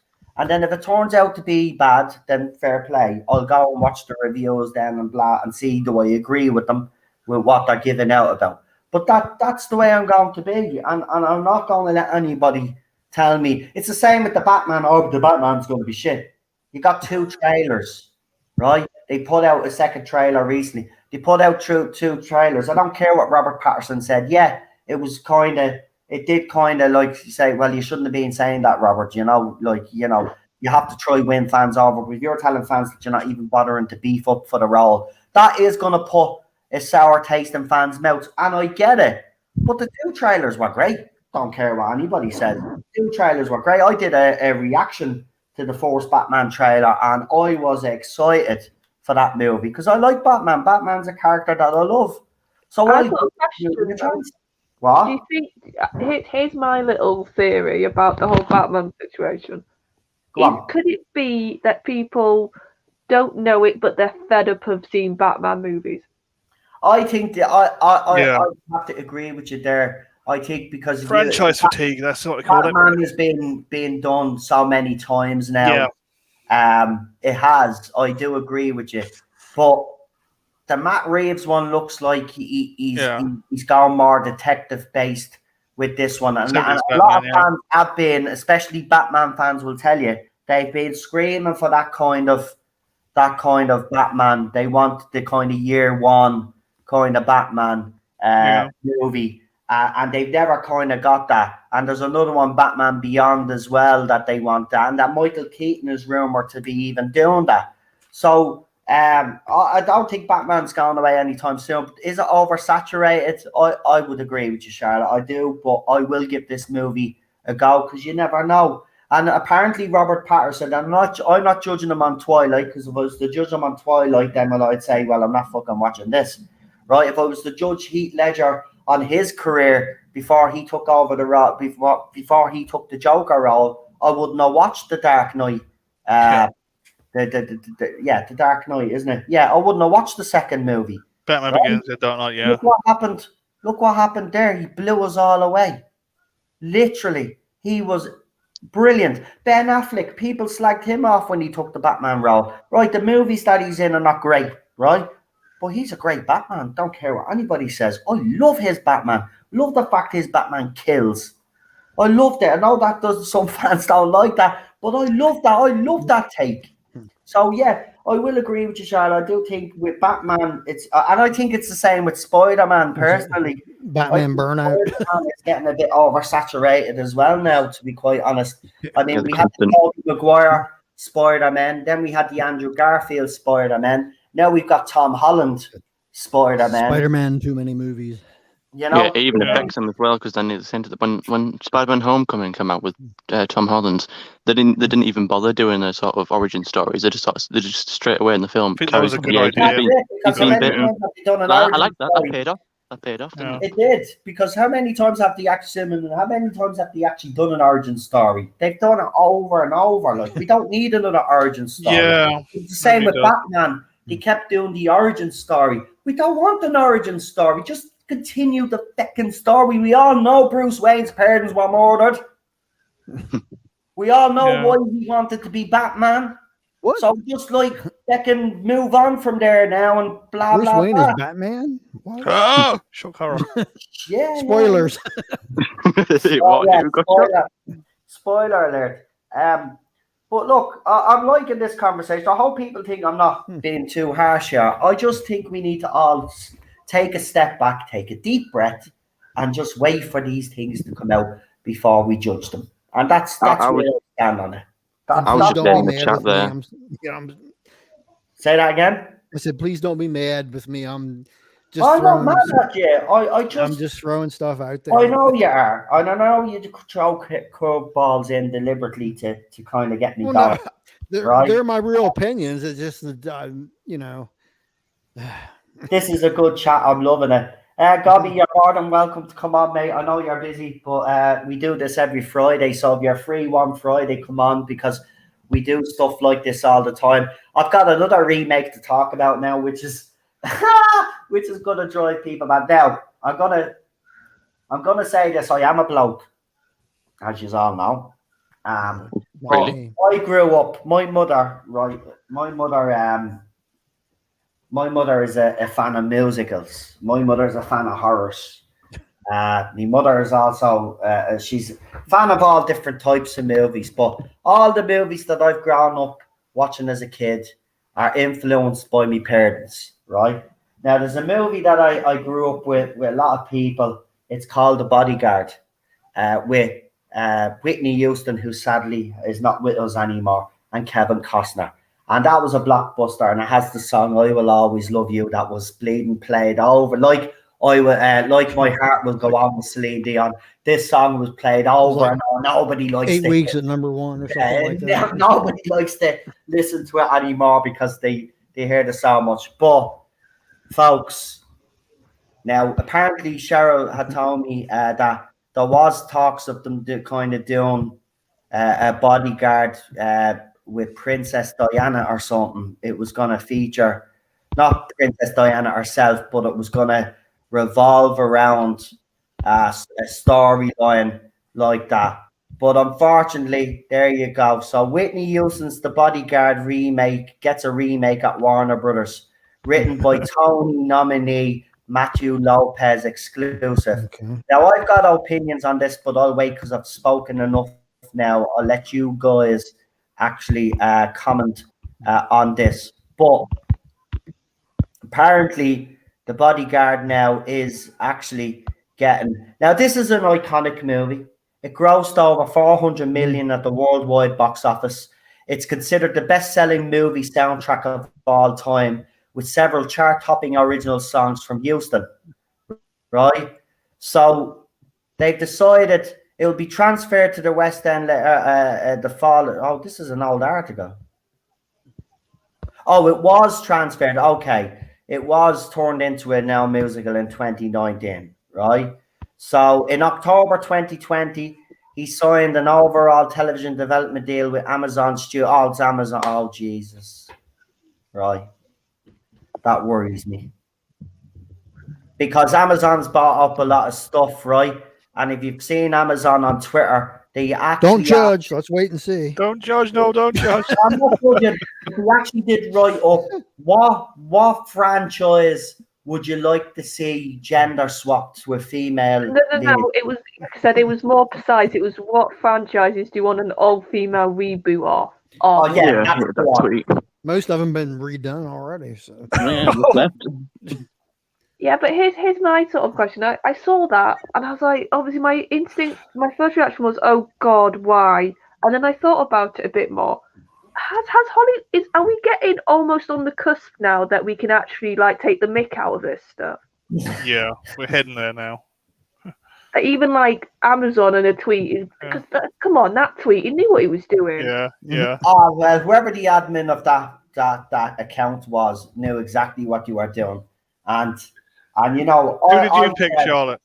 A lot of the comments underneath it were against it as well. There was What did you pick? I picked Downfall. I want an all-female version of Downfall. I saw the women. Yeah. I didn't interact with the tweet. I just saw it, but like I said, I thought about it afterwards, and I was like, we've all been saying like all this blatant politics, all this blatant pandering. There will come a time when this will be comedy gold for people to talk about. Yeah, it's in the next comedy. Comedy's dead at the moment. It'll come back, and this will be the first thing on the top topic. Yeah, but here's the thing, right? When Amazon put that up, I retweeted. I said, "Here's a radical idea. Why don't you make original content and produce original scripts for female leads instead of gender swapping?" See, the gender swapping argument is completely different, right? What I was saying about Matrix the new Matrix trailer, or whatever it's called, right? That's a completely different argument to this argument, right? The gender swapping, because it's been going on for a few years now, and we've seen that it hasn't been successful. It hasn't. Doctor Who's not the only show that suffered. Movie franchises have tried to go down this female lead. And of course, we've all heard the rumors about Indiana Jones, which I don't believe for 1 second, because it comes from the same source that's been talking about Kathleen Kennedy leaving for the past 3 years. So I don't believe it until I see it. I don't think it's going to happen, to be quite honest with you. I think Indiana Jones will be the last indie movie we'll ever see. I don't think that this franchise will be resurrected. Kathleen Kennedy in charge. And she's been in charge of other stuff with that. And look what she did to Star Wars. Yeah, that wasn't just her though. Okay. Yeah, but no, come on. Kathy's like the female version of Chibnall. She has her agenda, and we all know it. The Force I is know she has female. an agenda, but but Star Wars, yes, she's got her Star Wars wrong. Not gonna lie, but Kathleen Kennedy's been working in this industry for decades, and she's produced and been an executive producer on stuff that we've recently watched on this channel. Actually, movies that we've watched on this channel that Yeah, are very good. Yes, but Oh. that was because they were directed by Steven Spielberg. Yeah, but she's still an executive producer. What I'm Oh, yeah. saying, I'm not saying she had nothing to do with it. I'm just saying she was very lucky in the regards to who was the director for some of those movies. Yeah, we don't have a record of exactly what she did. Right, but Ryan Johnson and J.J. Abrams and whoever the other director was for the third one, right? They're responsible. J.J. Abrams again. There you go. Okay, well, they were responsible for the downfall of the franchise themselves because they're bad directors and they're bad writers anyway. So, you can't put everything on Kathleen Kennedy. Yes, she does have an agenda. We have seen the female as force, the female, the future is female, whatever it is on our female and all this, right? But she's not the main culprit here, right? She's one of several culprits, right?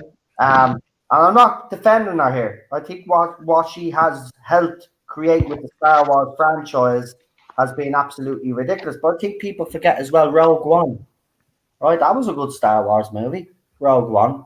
It mightn't have been a necessary movie to have, but it was a good Star Wars movie. And I'm pretty sure she had something to do with that as well.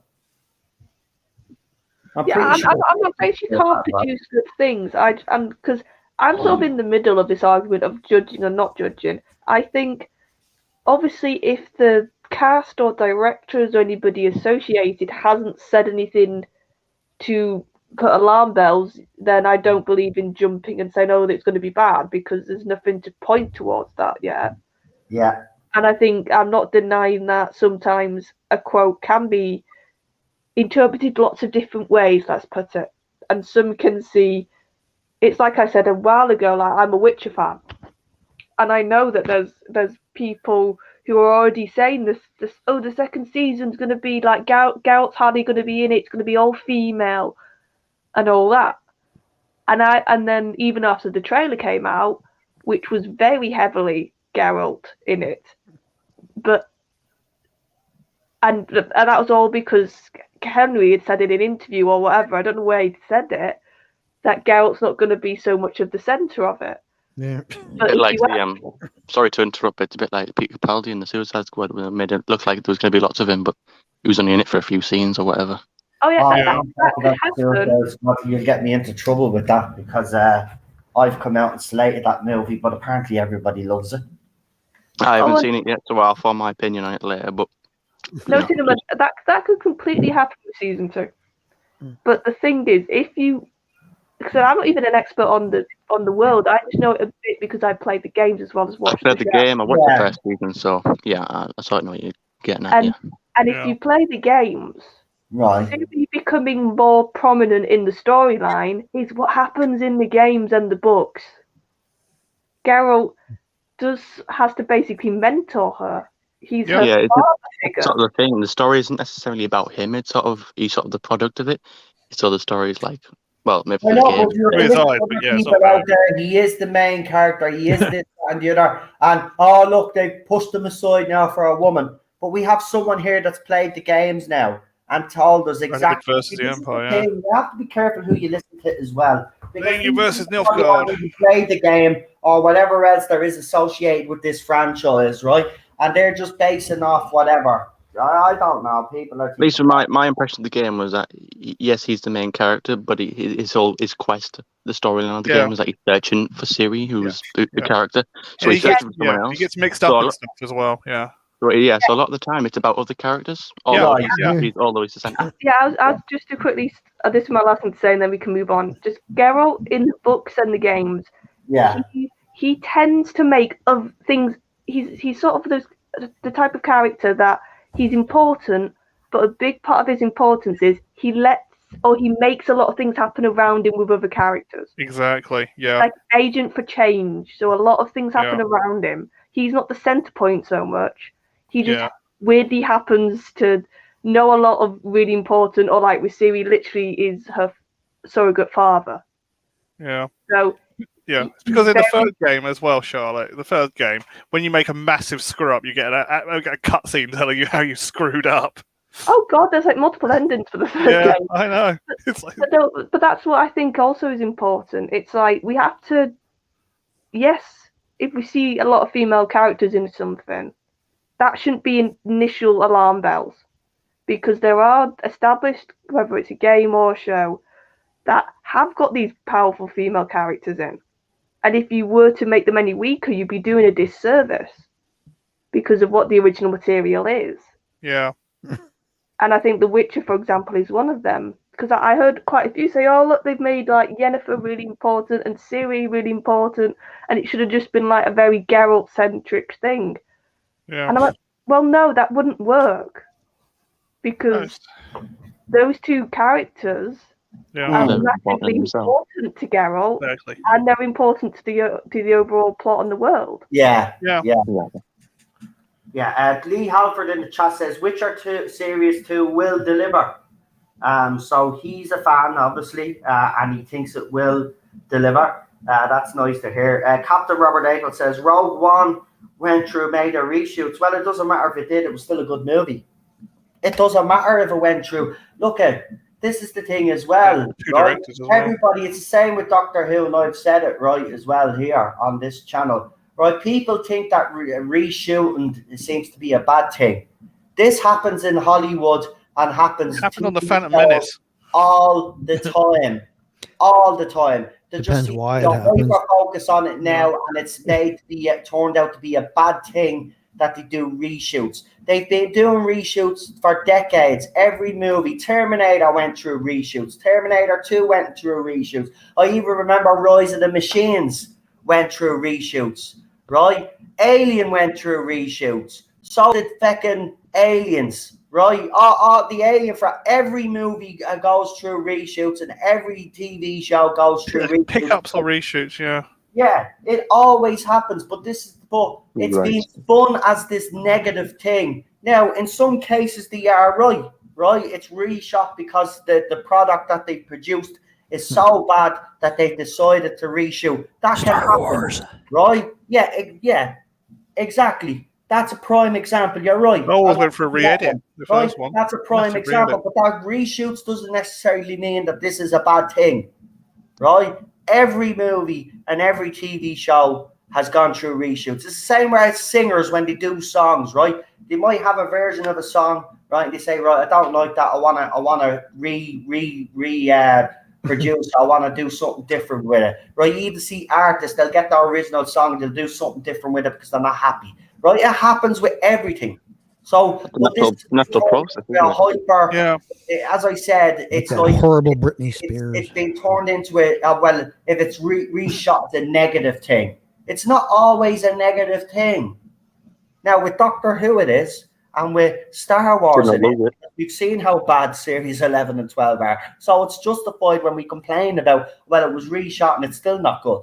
You know what I mean? So again, we just have to wait and see. That's just my point. But I haven't seen the fourth season of Witcher, and Charlotte's recommendations, and others out there, I will get around to watching it. I did try watch the first episode with Cheryl, but she didn't want to watch it, so I turned it off. But we were actually gonna watch the thing. But that'll be a show now that I'll have to watch on my own. But I will get around to it. If you're ever confused, mate, while you're watching, just message me and I'll help you.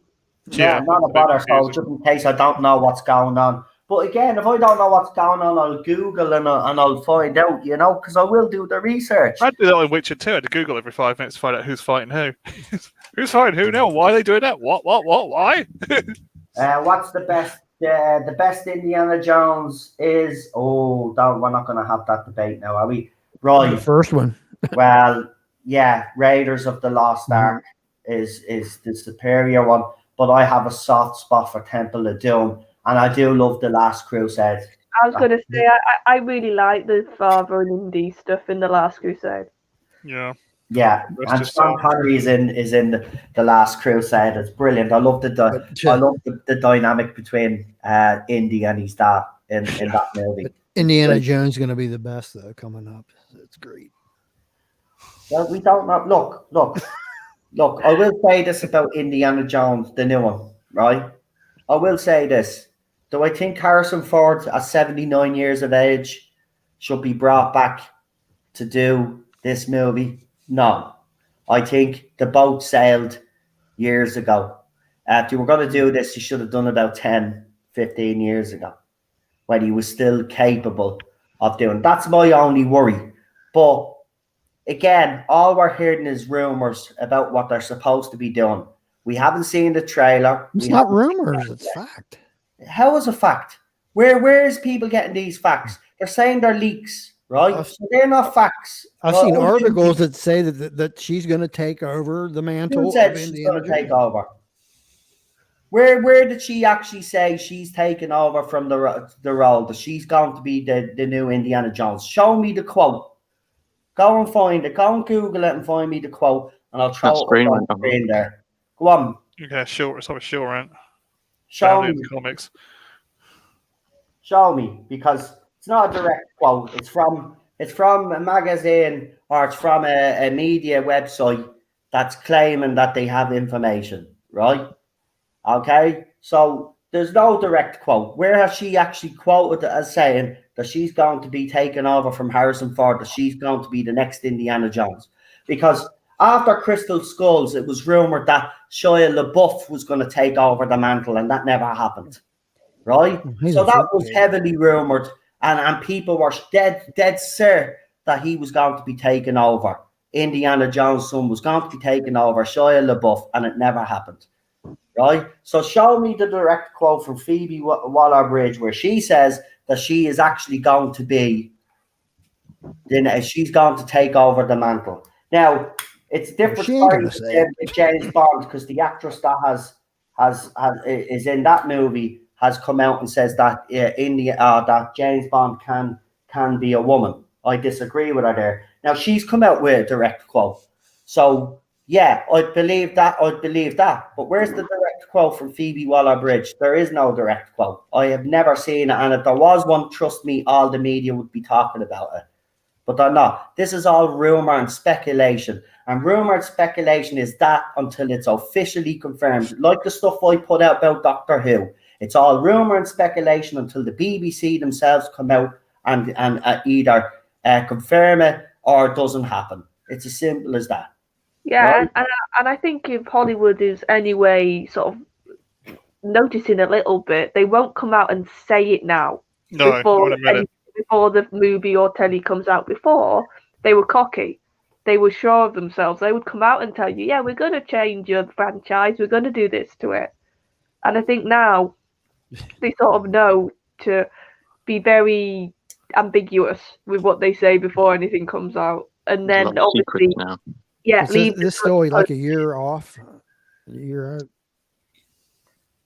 Most of these rumors end up being true, though, says Matthew Pounder. Yeah, but right now, mate. Well, when it comes to Kathleen Kennedy and all leaving, she's been rumored to be getting kicked out of Disney and Lucasfilm for ages, and it hasn't happened. That's 3 years now. That's been going on, the same rumor. And then she's being moved here, and then she's going to be moved there. Oh no, now our contract is going to be cancelled and all of this. Hasn't happened, right? Recently, the head of fucking Disney or whoever it was praised Kathleen Kennedy. She's going nowhere. So the same person that's been going around saying Kathleen Kennedy is leaving is the one that's going around and saying that Indiana Jones is going to be played by a woman after this movie. And I don't believe it for 1 second, right? I won't believe it until it actually happens. I don't listen to people anymore out there that come out, because this person has proven already that they're unreliable. And I won't mention who it is, but this person's already proven 3 years he's been banging on about Kathleen Kennedy leaving. She's going nowhere, right? So don't be telling me that Indiana Jones is going to be a woman and there's a direct quote when there isn't, right? I haven't seen no direct quote from Phoebe Waller-Bridge, and Charlotte is right. She wouldn't come out and make that direct quote now before the movie even comes out, because they'd kill Indiana Jones 5 before it even was released, and it's not going to happen. Now, if it happens of the movie, and when the movie is released, then I'll believe it. But she hasn't come out and said nothing. I do not believe for 1 second, just because she's in a costume and she has a bag on, she has a jacket on, a bit like Indy, everybody are jumping to conclusions. You don't know what role she's playing in Indiana Jones yet, right? And she probably is an archaeologist in it, right? That doesn't mean that she's going to be replacing Harrison Ford as Indiana Jones. I reckon after this movie anyway, what they might even do is they might reboot the whole thing and bring in someone else. But it won't be there's no way they're going to go down the female route with Indiana. I was going to say, I wouldn't take it off the table, mate. I understand. I'm completely with you that we're going to have to wait and see. But they seem to really want to change the very masculine roles. Those are the roles, if you've noticed. Like, if it's seen as like an event, like a big heroic male character or a very masculine character, those seem to be the ones they're really keen to change. And Indy is, I said this before, like, there's a reason that in that first movie, there's a scene of him, like, without a top on in his bed, smoking. Like, there's a reason that scene's there, because in the original movies anyway, was seen as this very, what probably would be seen as toxic nowadays. The way he was portrayed in those movies, and that man's man. Yeah, he was a man's man. He had the women. He could fight. He could have a punch up. He was like very witty at times. Like, he was a man's man. Traditional action hero. Yeah, traditional action hero, very much so. But what they could do with Phoebe's character, maybe they'll put her in the movie, see how she gets received, and maybe give her like a spin-off where she is the lead. You don't know. Maybe that's the route they might go with it. I And think it won't be called Indiana Jones. And again, someone in the chat has actually said, Psychic Beats has said, where's the comment there? Because it's a good comment. He says, Harrison Ford has said himself, don't you get it? When I die, he dies. So no one will be Indiana Jones after him. I reckon he probably will die in this movie, to be honest. Spoiler alert for anybody there. But I reckon he will probably be killed off in this movie. But I don't think Phoebe Waller-Bridge is going to be taken over and her character is going to be called Indiana Jones. She might possibly get her own spin-off. She won't be called Indiana Jones, but she'll take over the character somehow. Yeah, but the original Indy is dead. What's the problem? The Air franchise has ended. If they want to pander to the women, you're not going to watch it. I'm not going to watch it then if that's the case. But it won't be called Indiana Jones. So again, people need to kind of take a step back here and wait and see what happens. Can I ask Alpha then? Because for me, I don't know how you feel. This is why I'm asking you. For me, Indiana Jones is Harrison Ford. Yeah, exactly. pretty much. He made that character.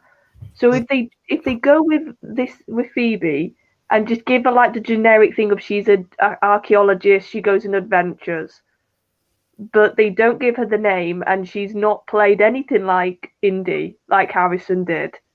Exactly. Is she taking over the role, or are they just actually doing what we've all been saying for years, which is they've made a new original female character? Exactly. Made Lara Croft. There you go. No, well, if she's introduced in his movie. Right, go on, Alpha. Go on. Larry Croft. if she's in the movie, go on, get your point across, Alpha, because I'll be interested to hear what you have to say. Go on. Can I talk? Yeah, go ahead. I said. Okay. If she's introduced in these movies, in the Indiana Jones movies, and then she becomes the exact same type character, only with a different name, then yeah, I think it's the same thing. And she's just carrying on. It's not an original character. Well, that's fair. That's fair. That's what you think. But like I said, I have a slightly different approach. But like we've been saying of recently, agree to disagree, and we still love you.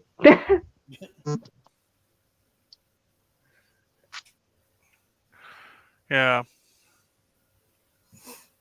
Right. Well, that's where I stand on Indiana Jones. Anyway, if they kill off Indy, they'll completely invalidate the young Indiana Jones Chronicles. But how? How? Explain that one to me. How would they invalidate the Chronicles where he was younger? if he dies when he's older? How would that They were all recut and all the original Old Man Indy stuff was removed. Lucasfilm recut them ages ago and remastered them. So I don't even know what these Chronicle things are. I've heard of them. Oh, it was originally a TV series. It was just having little sequences with Old Man Indy in it, and he'd be talking to some young boy about an old adventure or something.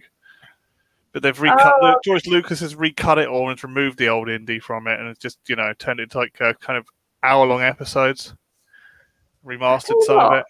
I'll never understand George's thing of having to constantly edit his own work. I'll never understand that. Yeah, I don't like it. It's polishing diamonds into sand. That's what I've always said about George Lucas. And he won't release the original cuts. It's like, no, they don't exist anymore. I've recut it. Well, but it's just like, it's like I said, it's I can valid understand, cut. I can understand going back and maybe thinking, no, I've got some new tech. Like, I've got some new things that can make some scenes look better. Like, I completely understand that. But it's the complete and utter, like, here's a really nice scene. I'm just going to put a load of CG in it that looks horrible. Yeah, I know. That really It's like he treats it like it's software. He keeps updating it. It's like, it's not software. It's a film, mate. It's like he wants to be Bill Gates or something. That scene didn't work, so I'm going to overhaul an hour's work. An hour's work of it. I'm going to put a scream in, then I'm going to remove that scream again in the next cut. George is weird, but then they I know. Really. That's what Ridley Scott's good. Ridley Scott's brilliant at remastering his films. He did Blade Runner. That final cut was amazing. Cleaned everything up. He redid all the shots perfectly. The bad special effects shots, he just completely redid everything. I think that's a different. I think the difference is there though when you've got a director who has on his first release basically had to cut a lot of things out. Yeah. Yeah. And then it's basically just sort of, I always see those types of like re-edits as just almost them saying, do you know the film you wanted to make the first time? We're going to actually let you make it this time. Do you know, without interference. Yeah. I mean, I've got an unpopular opinion. I actually did like the original 1997 special editions because they were the nearest thing you get to see the director's cut version of Star Wars. Mm.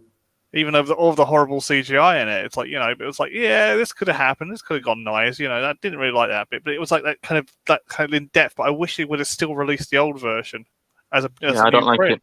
I don't like it when they end up like removing scenes and episodes, or like they did with 40 Towers, where they took off an episode or one scene. Yeah, they took the.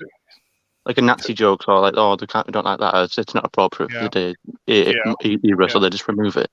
Not they did it. They did it on. Yeah, sorry. Go ahead, Simon. I don't understand it because it's just every film that's ever been made is sort of in correlation with that era. So if you watch a movie from the 70s, you would expect maybe the odd misogynistic perhaps attitude, maybe from a character, or would they do it The Simpsons when they changed it up on Disney Plus or something when they removed? Yeah, they removed the Michael Jackson episodes because they don't like Michael Jackson again. When they chop and change scenes from movies, it loses its magic, and it's like everything, whether it be statues that are getting toppled down or movies or anything, everything should be observed within the context of its time. Yeah, that's why I turn around. Same with Winston Churchill, with people slandering him a racist. Yeah. Let's remove Talons of Wang Chiang because they had a white guy in makeup playing a Chinese. That's because they couldn't get Burt Kwok, I heard. They wanted Burt Kwok, but they couldn't get him because he was working on a film. So they just had to. They couldn't find a Chinese actor to be lead. Exactly, and because there wasn't many prominent Chinese actors in Europe. Yeah. So they had to make do with what they had, and that's another conversation because you have fans talking about how that's racist and stuff, and I don't agree with that. It's what was available to them at the time, and they didn't do it. They didn't do it because they were being bigoted, being racist or anything, I don't even think you can even tell that it's a white bloke doing it. You look at it now; it looks convincing. Yeah, so on the end credits, I only found out because of all the outrage afterwards. Yeah, otherwise I wouldn't have known about it. But Anne Boleyn's okay. Yeah, but then again, exactly. Chang Li was based on Fu Manchu. That's the whole point of the story. Yeah. Yeah, and Yeah. it's not just like you were saying, Cinnamon, that they have to be there to show the time they were made. It's Sorry, Lee Chang. Sorry. it's if you airbrush films or TV, then no progress. You won't be able to see the progress. Exactly. It's going to regress. It's going to regress. Because not everything was like you said. Nowadays there is a lot more diverse, like actual diversity when it comes to actors and who you can cast. And I think to try and force to almost try and lie and say in the past that it was always like that, and we didn't have instances where, like you said, in the that famous Doctor Who episode, where they like you said they were working with their limits, what they could do. And there wasn't any malcontent there either. It was just what they had to work with. I think but there's a particular scene in that calendar when Chang, where the Doctor says that he recognizes the guy. I can't remember his name. Yeah, he says he recognizes him, and even the guy, he says, the Asian guy, even he says, "Oh yeah, we all look the same." You know, that old joke. But so it's sort of a parody of itself. Yeah. Lee Chang. Yeah. It just seems like we're trying to escape from our own. Lee is in the chat. Lee, I'll send you an email. Yeah, it's like I think the most offensive thing from that was the big fake rat. Yeah. And seeing Louise Jameson's nipples underneath. Look, I've enjoyed this tonight because we have had a heated debate, and I think it is kind of good to have these heated debates because it's always good intention. At the end of the day, I'm not disagreeing with witches, right? I do know there's a lot of nonsense going on in Hollywood. We've seen it, right? I'm not going to deny that, right? We have seen it, but we cannot just start jumping to conclusions because there's certain YouTubers out there and there's certain media outlets that are run by these YouTubers are saying this, that, and the other when we don't know what's going on. Now, yes, recent history may be on their side because of what's happened, but that doesn't necessarily mean when this Indiana Jones movie happens that if they kill him off, Phoebe Waller-Bridge is going to be the next Indiana Jones or whatever. That's not. I honestly don't see that happening. I really don't. And people have mentioned Tomb Raider. I mean, yeah, why not reboot Tomb Raider? Now, I do like the two Angelina Jolie movies, and I know they did reboot it with some other actress. I've never seen that one. But why not do that movie properly? I like them too. I don't think that adaptation, especially the Angelina Jolies, even though I have a soft spot for them, I like both of them. Movies in the world. But what's you saying the reboot version is good, is it? It wasn't bad. If you've played the first Tomb Raider game, the new one, it was... The first... Oh, you mean the new one with the new actress? Yeah. I haven't seen that one. I can comment on that one. I know they cast Haley Atwell for the animated series that they're doing now. Yeah. Wow. But I like the original ones with the Angelina. Where's my link now? Oh, you better behave yourself, man. Yeah. What was I saying about Tomb Raider anyway? I've seen the brand new one. I didn't like it much because it was like kind of changed. Did what the original movies? It kind of changed the story slightly, but it kept using big lumps of what happened in the video game, putting them being almost image perfect into the movie. I was like, oh no, we don't want to just repeat everything. I just want to say Noel's a misogynist because he's been dissing me tonight, and I'm identifying as a woman, and I take offense to that. Well, he's just left. We've lost now. Yeah, he's gone. I can say that now. He can go back and listen to it later.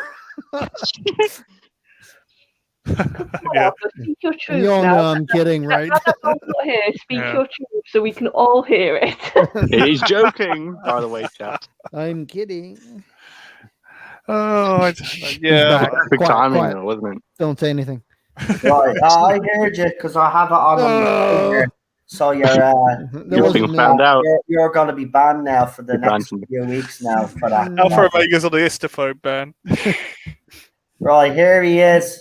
I'm sorry. He's fashionably late as usual. It's late. Well, yeah. He's been busy though, and he showed me a little image there. Sorry, I haven't been checking my phone, man, but I have to say I love what you've put together there, man. looks Thank amazing. you. Hello, Lee. Hello. I managed to kick Noel off with sheer willpower. I came on and he just kicked off. That's It's like, what it was. That's power, what it that was. That's Sheer what power. it was. You did your Vulcan mind meld thing, and That's it it. worked. It's just Hashtag my free will. Alpha. Alpha won't be free. He's going to be put in chains and locked away and never seen again. Kinky. Be put in contact to jail. Yeah. I'm But impressed. at the end of this stream, we will be just before we do end. We won't be ending yet. Not yet. But All right, bye everyone. Thanks for coming. Bye, panel. But when we do end, we're going to be talking a little bit about Melina at the end of the stream again, and Lee can give you all an update as well. So we'll just continue on the chat, and then when we're ready to finish up, then we'll highlight that. But Lee, so we were talking just to get your quick opinion on. So I've showed everybody the new cast for the serious version of Fresh Prince of Bel-Air. The cast is being announced. They're gender swapping Flight of the Navigator, and they're remaking the Bodyguard. So if you want to give your thoughts on those three things briefly, and then you're caught up, and then we can go ahead. Here comes the old on stage. That's it. Load of bollocks. It's all bollocks. Is that all you're going to say? Well, it's bollocks, isn't it? I mean, it's bollocks with a side order of bollocks and it's bollocks. And look, when are they going to realize if you haven't already hired the talent, you're going to churn out the same shit and no one's going to buy it? Because we've seen it all before. This trend has become such a trope that everyone's eyes are rolling all over the place. Like you can read your own shoe size from your insole from this nonsense. Fresh Prince of Bel-Air, see what happens. I mean, really, when we need a good laugh and a good comedy like the Fresh Prince of Bel-Air was, and then what you bring us is a depressing, serious deconstruction of it, and that's gonna entertain. And then Flight of the Navigator, not exactly an A-list film from Disney back in the day. I mean, a bit of a cult fan favorite now, but really, I mean, the only sort of real mass appeal of that was the sort of Jim Henson sort of puppetry and the CGI nutshell ship, so you're going to you gender swap it with a woman, not a boy, but a woman. Is it a grown woman now? No, I don't know if it's it, but they said they're gender swapping it anyway. Well, it was a girl, right. So because that makes all the difference. Yeah. Okay, can you just hold on for a minute? Because Charlotte's at the putting in the private chat that she needs to leave. So just let her do our channel shout outs and then we can carry on. Charlotte, go ahead. So obviously here I'm on classic. And what's the classic story? I haven't even announced it yet. Let me see. Well, you can that's my favorite. That's a good story. Is that one of Lost Stories? Love that one. Lost Story. I'll tell you what. I'll pick it tonight. I'll throw a trailer up, and then Meglos, excellent, good choice. What? I do love Meglos. There's your hive. I like part 4. The rest Creature from the Pit. We've done that one. Let me see. I have to think about it because we've nearly come to the end of the thing, and then I was thinking we might start back with William Hartnell and work all through all his stories, then go with Patrick Troughton, work through all his stories, John Pertwee, work through so on and so on. That's what I've been doing. So leave it with me. I will throw a trailer up tonight. No problem. Do it whenever, just so I know. I will. I'll let you know. Don't worry. I'll send you a message, even if you're asleep. I'll just throw a message in and let you know what the story is. So when you wake up, I'll see you in the morning anyway. I'm here for classic and obviously New Who, which will be God Complex. I think we're on, aren't we? God Complex. And then for other channels, I'm on our own Dutch I can't. Enigmatic Joker. She doesn't know where she Oh, you're on is. EJ's again. Okay. I'm because we're starting his sort of each stream about a doctor's personality. So on Monday we're starting that. Whose channel? Leave it out, you. No, I genuinely didn't hear it because I talked over, so I just wanted to make sure she got it out there. Enigmatic But it's Joker. Doctor Who channel. And then I'm with Dan on Thursday, and then with Daniel on Friday. Oh, you're very busy, aren't you? You're busy. She's become a bigger channel whore than me. I have. Yes. That's tough to do. What's Lucky going fight, on lucky there, fight. Charlotte? What's going on? Oh, fair play to you. I have to say, it's good to see you out there and streaming on other people's channels. Can we have a bigger YouTube queen than probably? And you know what? Yeah, you're a joy to have on here. So I'm just glad that everybody else has recognised that and bring you on to hear your opinions, because you do have a unique take on certain subjects. So well done, and keep it up. Yeah, and you know, you guys all get accused of being sexist, so I'm happy to be the little female. All right, love. Two off and Okay. make us a cup of tea and bring We me a have signed slice of it. cake. Yeah. Get the slippers. Don't cook me dinner now, please, and I'm not make the bed, sexist. and don't forget to clean the kitchen. Yeah. Ba-dum-tsh. Yeah. Good night, everybody. Good night, Right, dear. Charlotte, take care, my friend. Night. See, I'll turn up. She buggers off. Yeah, she doesn't like you, Lee. She doesn't. She hates Placing me. one Yeah, queen she for another. hates you, yes, 'cause She's homophobe. there's only room for one queen on this channel.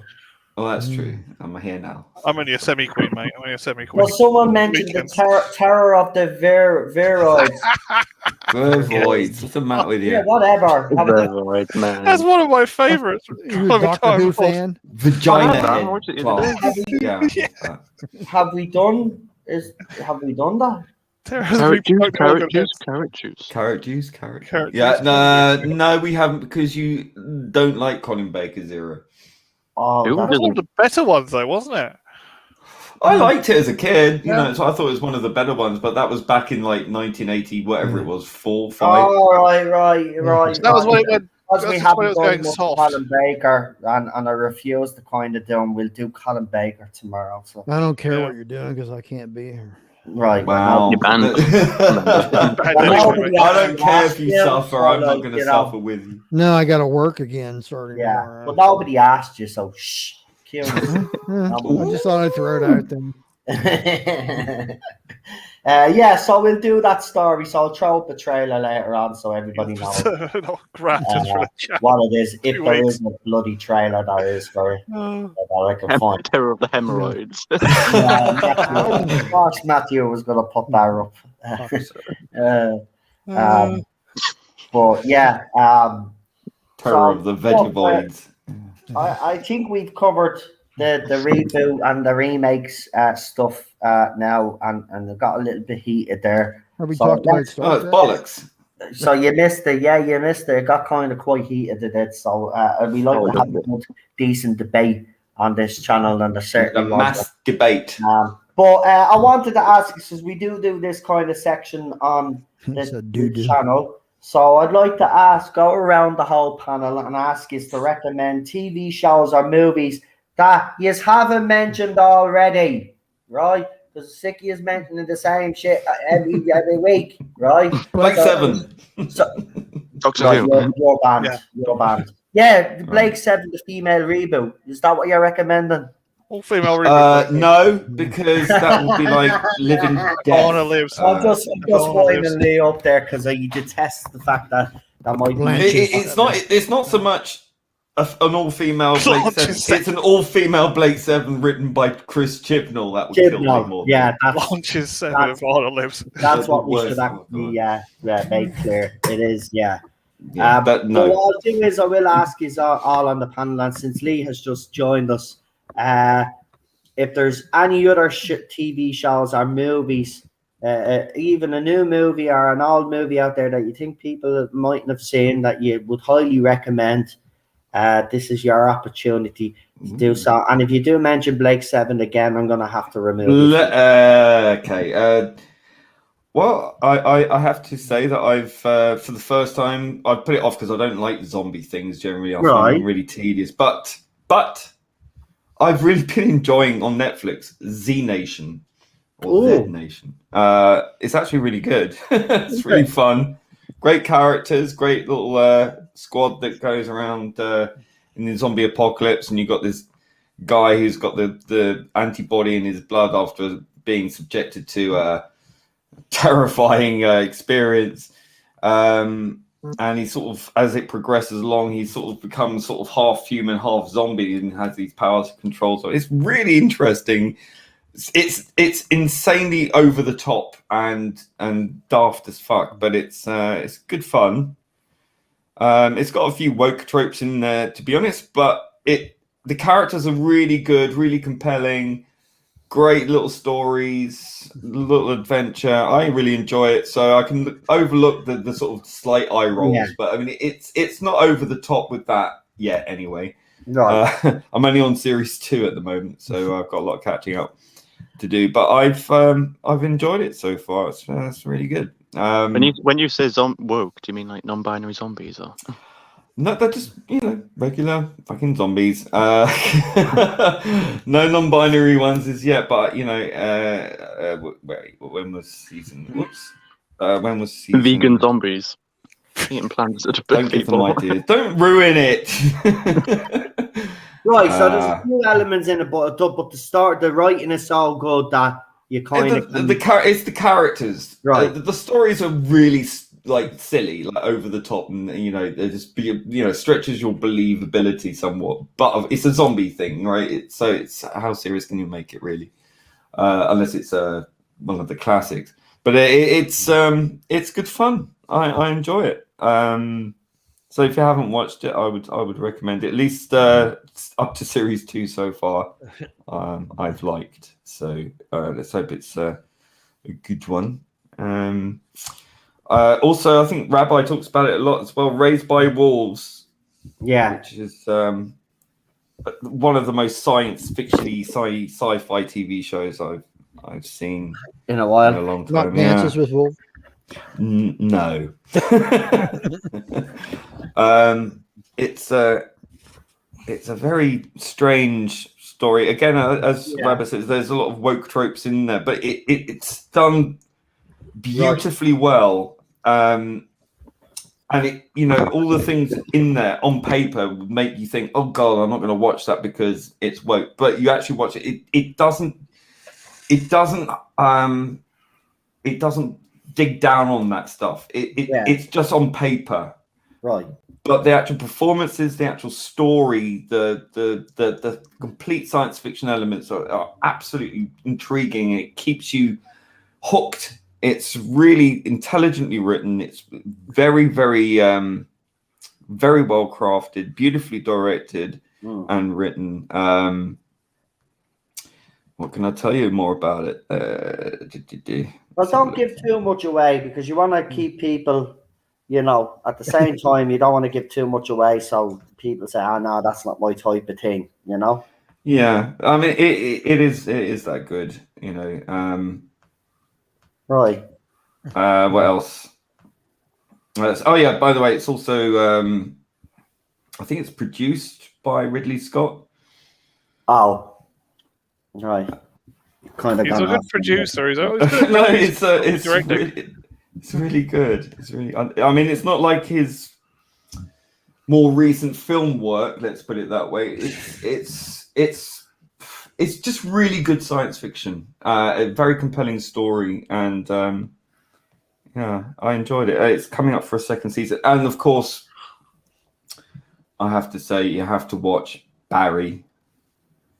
It's 2 seasons of a TV show about a hitman who wants to become an actor. It's a comedy. It's a dark comedy, and it's fucking hilarious. And by series 2, it's even funnier. There's one episode in series 2. I think I must have laughed for a fortnight because it was just so funny. Right? I can't explain why you have to watch it, but it's worth it. It's so good. Brilliant, man. They're good recommendations there. They sound They sound actually very good. Alpha. Yes. Let me think of something I haven't said before. How about the Get Smart series, which is like a parody of a spy series. It ran for 5 seasons. It was starred Don Adams and Robert Felden, and it was created by Mel Brooks and Buck Henry, and it's a really funny series. And if you haven't seen that, that's something to check out. And I'm going to go for something second, which is a cartoonish cartoon series in Britain that you all probably already know, Danger Mouse. Oh, yes. The original Danger Mouse, not the remake. The original. Yeah. Yeah, that's what I mean. And have you seen Docula? Count Docula? Yeah. You have? And Danger Mouse, that's really good stuff. But you've watched Count Docula? Yeah. Excellent, yeah. Two of the greatest 80s cartoons ever made. I love them. I used to love that. I used to rush home to watch it. And that's my 2 recommendations. Fantastic. Simonon. See, you're not the only one, Charlotte, that has a hard time saying some people's names on stream. I do it all the time. But go ahead. Or Darby, it's one of the 2. Whatever's more better. But as for my recommendation. What was your recommendation? Oh, sorry, I was looking at the wrong thing. My recommendation would be Doctor Who. No, I'm not joking. No. Okay. I've actually been watching Agent Carter, which is on Disney Plus. I've been watching all the well, I would say timeline because it's very broken at the minute, or if there is one. But I've been watching all the Marvel movies in order, and obviously you start with the first Avenger, Captain America. And Agent Carter is it was only 2 seasons long.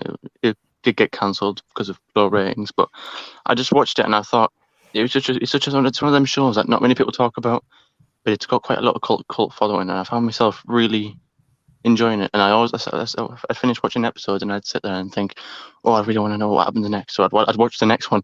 I think I watched it all. Yeah, that's a sign of a good series. If you like, I'll just watch one more. It was like 2 seasons. I think the first season has like 8 episodes, and the second one has 10. And I watched all of it in like 3 days. And like it basically follows after it's during the war. So it's the character, and she's actually in the first Captain America movie, but she sort of has her own. She gets her own show. And it looks woke because she's sort of getting told she can't go out in the field, and the men have to go and do it. But like I say, it was during the war, so she goes from being an operative in the war, but now the war is finished. Now she's just stuck behind desks taking phone calls. But like they do something with that, but it's not woke because, like I say, it was during the war, so you probably have to appreciate from the time. But I really enjoyed it. I think it's really good. I really recommend checking it out. I think it's a good little show that I haven't really seen talked about. Maybe it's just not as big as like WandaVision or anything like that, but I really recommend that one. Nice one. Fantastic. Any other TV show or movie you would like to recommend? I don't think I've technically said The Witcher yet. I don't know if anyone else has, but that one as well. Right. Yeah, Charlotte is a fan of that. So yeah, The Witcher and Agent Carter. Yeah, 2 good choices. PD. What are your? Well, I'm going to say this after being on Alpha Omega. I actually would go back and watch 40 Towers. I've watched it. I haven't seen it in years, and I thoroughly enjoyed it. I really did. Story about Basil Fawlty owning a hotel, and crazy stuff happens. He's jumped up. I'd sincerely recommend it. Anything else? Movie-wise, I saw Ex Machina from 2014. I thoroughly enjoyed it again. I love that film. It's proper cerebral science fiction. I'd highly recommend that as well. That was an interesting film. Yeah. I can't say it was I think his pacing was rather glacial, but but it was interesting. It's decent. I just liked it because it was like proper cerebral, old school science fiction. It wasn't any of this new explosions, and just dumbed down sci-fi. It was very it had the Turing test and everything. It was very interesting stuff. That's kind of how I felt about Raised by Wolves. Yeah, it also features a very intelligent artificial intelligence trying to come to terms with being a mother. Yeah, it's so insane, but it's really powerful and it's very psychological as well. So I think it's if you like that, I think you'll like Raised by Wolves. It's got a sort of Asimovian feel about it. Yeah. Oh, by the way, in chat, Retro Resolution knows a lot about Duckula. Nice. Yeah. Ooh, ducky boobs. Well, the TV show that I would recommend, believe it or not, would be the original Lost in Space. I've been binge watching that thing for weeks now. There's loads of episodes in the four. I'm officially on the second season now. The fourth season it's all black and white, but the second season goes into color. And I'm on the second season now. I do remember growing up as a kid that this show kind of got a little bit silly towards the end. I'm midway through season 2 and it's still kind of semi-serious. So I'm actually, maybe I probably saw it wrong when I was a kid, but I'm really enjoying it. I really am. Even when it kind of doesn't make sense though when you watch it because they're on this world and then these aliens just appear out of thin air, but you kind of forget. Danger, Will Robinson. Just get into danger. Well, yeah, but the thing about it is, here's the thing. I thought that, right, this must be a Mandela effect or something, right? Because I remember growing up as a kid that was a line that the robot said nearly in every episode. Danger, Will Robinson. But Carol Googled it. The robot only ever said that line once. Yeah. Throughout the whole It's like Beat Me Up, Scotty, isn't it? In my head. So I would recommend the original Lost in Space. Now the updated version is pretty good as well. It's a different take on it, and I actually enjoy the original. I'm not going to lie. I think the original is actually great. But I would recommend the original because, as I said, I've been binge watching it, and if you like your early 1960s or 1950s, I think it started off in the 50s, didn't it, or 60s? I don't know when. I think it was 50s and then went into the 60s. It's that type of era sci-fi, so it's very good. It is. The concepts and all are actually quite good in it. And for the movie, I'm going to recommend V for Vendetta. That movie that came out with Natalie Portman. She was a little girl in it, and V. Obviously, the masks. That group wear the masks now. What do they call themselves? Anonymous. They wear the masks. But V for Vendetta. If you haven't seen that movie, that's a pretty good movie. Still holds up today. I've watched it. Quite startling that there seems to be parallels to what's happening in the world today with that movie. So I would recommend that movie. But I do want to recommend a cartoon because I did see Chris mention it, right? And I have to say, I'm going to mention it myself. Banana Man. Right? Oh, I loved Banana Man as a kid. Oh my God, I used to love that. Super Ted and Banana Man. Super Ted was brilliant as well. And Spotty Man. But seriously, if you haven't seen Banana Man, Super Ted, right? Duckman. Guarding Wood is another one I mentioned. These are cartoons. Now I wouldn't let you. Well, actually, I would, but nowadays I don't think animals are farting wood. They dumb it down for today's kids because it was too violent. Because it was too gory. I mean, literally in the first episode, animals die in this cartoon. When we were growing up, they weren't afraid to show death in their cartoons. That was the thing. They didn't censor us from all of this. So animals are farting wood, Super Ted, and as I said, Banana Man. But I would Earthworm Jim is another one I want to try. I would say as well, to add to that, Ulysses 31. The fucking Odyssey in space. Yes. It was a dark cartoon, and it was just like, I mean, come on, it's like one of the greatest sort of ancient works of storytelling from ancient Greece, set in fucking space in a beautiful spaceship, and like they go and fucking meet. They go to Hades and they meet Zeus and all, and it's just fucking. Half the crew, well, not all, half the crew, all the crew like get sent into this deep sleep, and it's just really eerie. And it's only Ulysses and Telemachus, his son, and this little robot. They go off on these adventures, and Yumi and her brother is the aliens they find, and then saved from the Cyclops is a giant fucking robot with a giant cult around it. It's just, oh god, just watch it. It's apparently it's been remastered now. Is it? Apparently, yeah. I think it might even be on YouTube as well. But it's it's kind of got that sort of old sort of French Japanese crossover animation style, like the anime kind of thing from the late 70s, early 80s. So yeah, so you've got like, you know, the sort of D'Artagnan and the Three Muskehounds and Phileas Fogg, that kind of anime. You know, the Mysterious Cities of Gold, another classic. I think it's the same people who did those, but it's so good. It's so good. Love it. Yeah. And Alpha has actually made a recommendation in the chat there. Alpha, do you just want to tell people on the stream what you said that there was a messed up cartoon you wanted to see? What was it called? Happy Tree Friends. Yeah. Oh yes, Happy Tree Friends. Oh, I love that. Oh, that. Oh, and another one that's even darker than Happy Tree Friends, Drawn Together. Oh yeah, I have the first season of that too. Oh, wow. Yeah. And Invader Zim, of course. Invader Zim. I can't believe we're talking about kids programs, but here I've got another one. D'Artagnan. Do you remember D'Artagnan? Oh, there's a new film of that coming out. Yes, I said D'Artagnan. I love D'Artagnan. CG animated film, D'Artagnan and the Three Musketeers. Yeah, they made a new film, haven't they? You can watch the original. The original.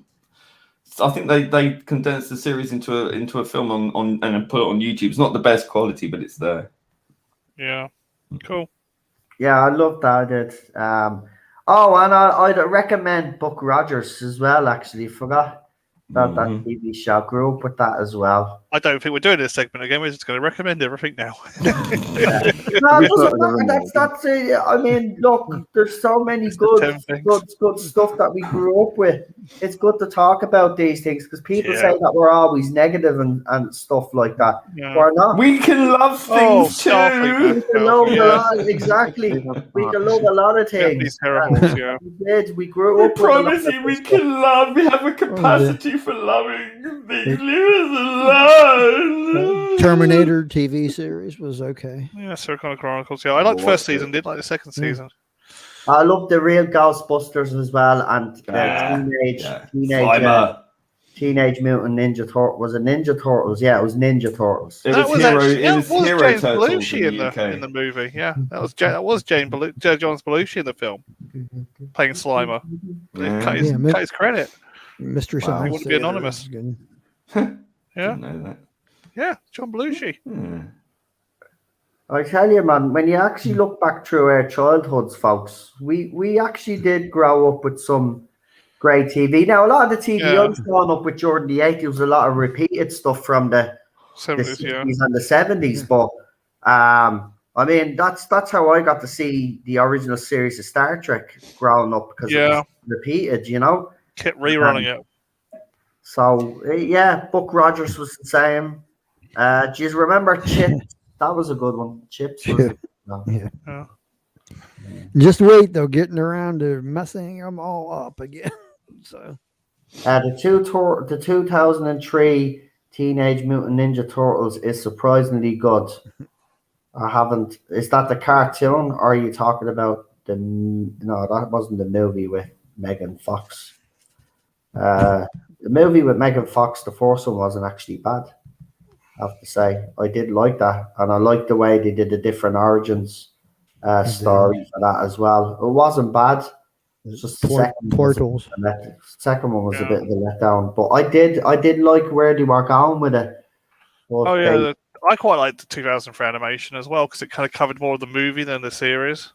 right. Yeah. Right, it's a cartoon. Okay. Yeah, they were quite good. Even fast forward wasn't too Anybody bad. like Shaun the Sheep?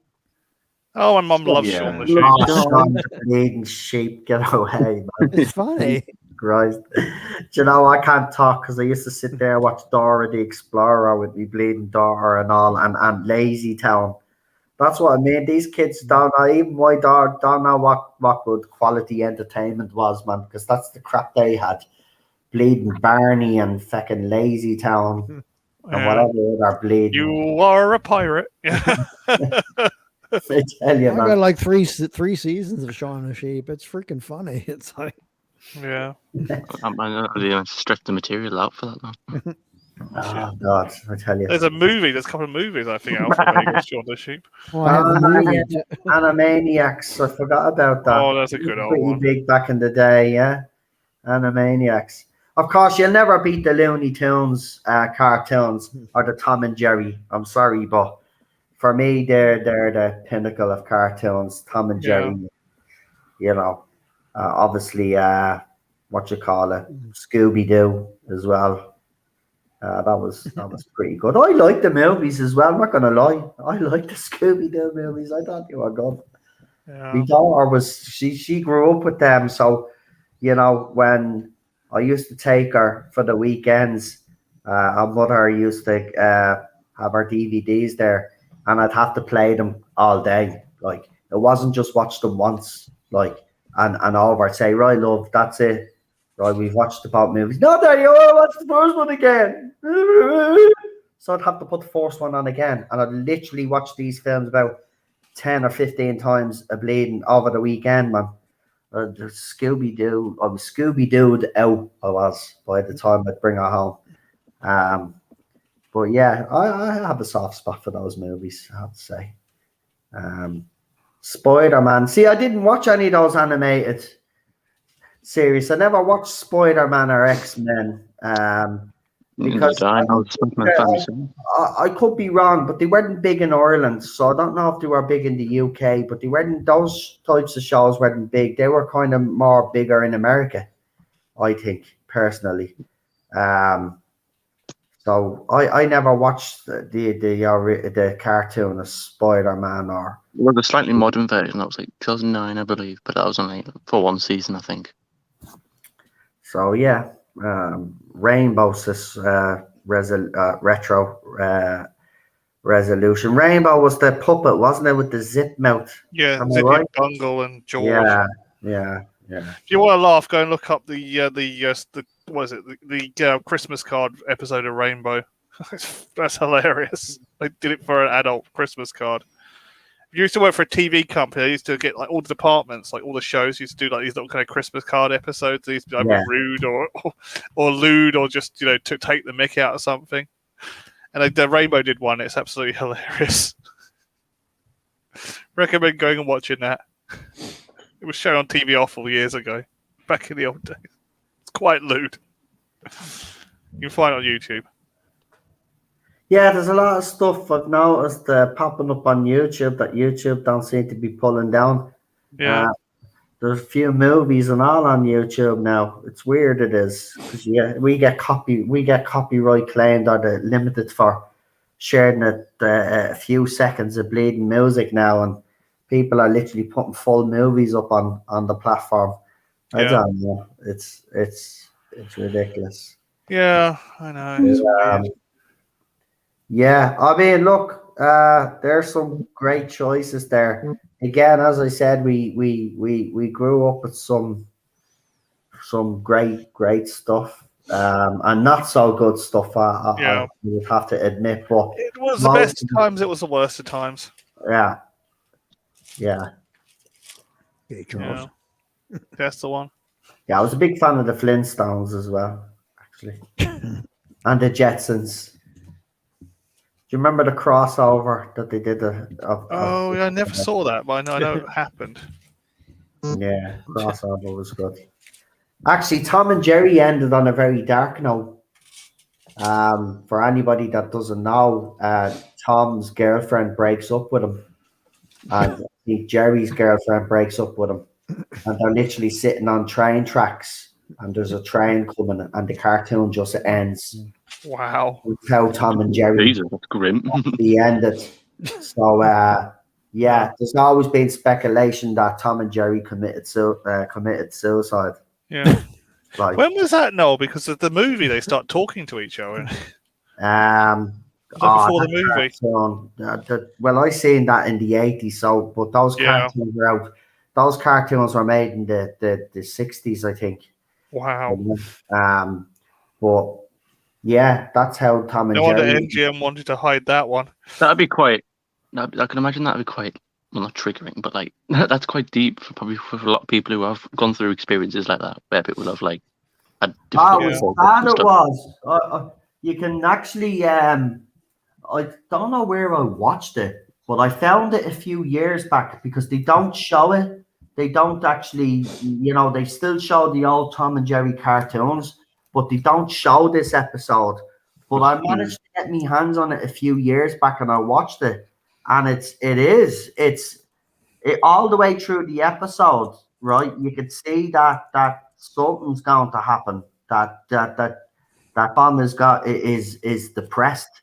His girlfriend breaks up with him and stuff, and then when it gets to that end scene, I'm telling you, it's very poignant. It is that you can see the train. They're sitting on the train tracks, the two of them. Like it's like as if they put all their differences aside. The both of them have had their hearts broken, and you could see this train come, and then it just fades out. That's it. Check it out. That's it. I don't know. It's very hard to find. I don't know where I found it, but if I can get my hands on it and find it again, I will share it amongst you secretly because very poignant. It's one of those that even the makers they don't like bringing up and talking about. But that's how that show ended. That's how those cartoons ended. It was pretty dark. Wow. I remember watching one episode when I think it's, okay. Tom's the cat, isn't it? Just so I get that. Yeah. Well, I think Jerry hits Tom, and then Tom there's a scene where he goes to heaven, and it wasn't even that bad. But I remember from a young age thinking that was quite a lot. Just how he goes to heaven, because I don't know. I think I used to have a lot of anxiety about death when I was younger. See, here's the thing: people think that Jerry, right? That Jerry was the good guy in the Tom and Jerry cartoons, but he wasn't. He terrorized Tom. Yeah, he's a right little shit. He terrorized Tom. He got Tom into situations, especially when they introduced what was the name of the dog? Spike. Spike. When the they dog, brought yeah. Spike in, and Jerry would be getting Tom into trouble all the time. With Spike. He'd be putting him in situations where Spike would want to basically punish. You know what I mean? So Jerry wasn't fucking innocent. He was a little shit. It was vermin. He was a little shit. Yeah. He made like the car. It was very cleverly done because if you watch it, Tom is actually the good guy in the whole lot of that. Even in the earlier episodes where he's living at home with your woman, the owl lady, she was beating him up with a bleeding broom and all. But why? Because of Jerry, like. Because she wants him to get rid of Jerry because there's a mouse in the house, and because Jerry keeps obviously getting the better of Tom, she beats him up. Tom gets a horrible fucking animal abuse, isn't it? A lot of this abuse really makes sense with the suicide and train. That's what we grew up with, though. You know. You look at the undertones of all of these cartoons that we grew up with. Some of them are very dark and sinister. Same with the Rugrats. Yeah. Look at the theory about the Rugrats. There's a theory out there about the Rugrats that's very dark. That they're all those kids are dead. Wow. What? It's lost. Rugrats is actually lost. Wow, that is insane. Go and watch it. I'll find the YouTube video and I'll share it later on his I know, I've seen it. Have you seen it where they do these conspiracies I've about seen these theories. Yeah. cartoons? They not just talk about Rugrats, but they talk about other cartoons as well. That's And Screen there's Rant theories, sinister right? undertones, man. Yeah. Like these cartoons that we grew up with, they're not as innocent as we all thought they were. Actually, we should do a stream on that one time because that is an interesting one. I tell you, if you see this video, I'll get the video, Lee. I'll share it to you as well. Alpha says he's seen it, but I'll share it again, PD, and I'll share it with you, Simon, and then what we'll do if you want, we'll do a stream on it. But I tell you, man, there's serious undertones, dark elements to these cartoons, and you wouldn't even realize as a kid, but now that you're an adult and you're looking, holy shit, man, how did I miss that? But you're so innocent as a kid that you don't see these undertones, you know? Yeah. And you're kind of wondering, well, if your parents are letting you watch this, did they even see them? Yeah. You know? Crazy. They never pick up on that. We did with SpongeBob as well. I mean, what wasn't a real episode? I think it was. See, people made it. Like the Squidward suicide. Have you never heard of that? Yeah. There's a dark video, and they just made it like his eyes were all sunken, and it was. Yeah. He was trying to play this clarinet or something, and SpongeBob's annoying him, and I was like, stuff like that. Where do people get that idea? I think I found it. The suicide. I won't play the noise, the sound, obviously, but I'll just check that out. Yeah. That's the thing about Sorry, no, you're going. No, go on. That's the thing about SpongeBob. It's in Bikini Bottom. It's in a nuclear testing ground. Yeah. When you realise that, holy moly! That's what I mean. Like we don't realise these when we grow up. That's the thing. It's when I watched that video, I thought my childhood was going to be real, but I found it so fascinating that I started looking for other videos.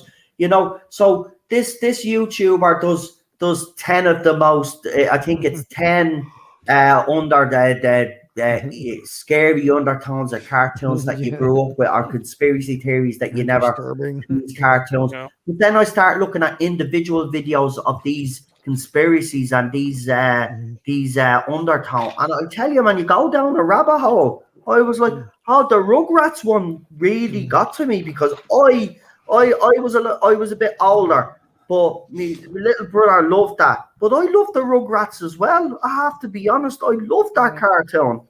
And then when I watched this video, I was like, holy shit, how did I miss that? Yeah, I'm just watching it now. And you can just see it. And it's all the imagination of who's the girl? What's her name? Angelica. It's all in her mind. Yeah. And I thought, holy shit. This is dark. Dead. Oh my god. Jeez. I'm literally just watching the Tom and Jerry episode now, and you can see him signing all the. He tries to. I would say it's spoiler, but it's not 30 years old probably at this point. But he goes to buy her a ring, and she ends up buying him a bigger one, and he's signing all. He says, I think he's in debt, and he says that he owes him like a leg, so he's head deep in debt and. Yeah, he's trying to please his girlfriend, and she ends up being with someone else, and she breaks his heart. It's devastating, man. It's devastating. Yeah. But sorry for kind of putting it down on you our cartoons, but I tell you, man, it's like they wouldn't get away with shit like that today. Wow. Yeah. Yeah, it's Dave Talbot in the chat has been Willow the Wisp as well. Some of the crazy stuff on Willow the Wisp. Yeah. There's another one, Cat Dog. Oh, that was weird. That was. Yeah, but again, you know, Chris is right. You know, look at these. You look at these again, and it's just. I don't know, man. I don't know. There was some weird, crazy stuff happening in our childhood that we didn't know about. Exactly. Thomas the Tank Engine also has dark episodes as well, and the serious dark undertones with that. Sure, I remember watching an episode where he was bricked up, where they actually in a tunnel, in the tunnel. Well, they got to get the kids indoctrinate. Yeah. Well, I just finished watching it there, and fascinating stuff. I have to say, insane, isn't it? It is. Yeah.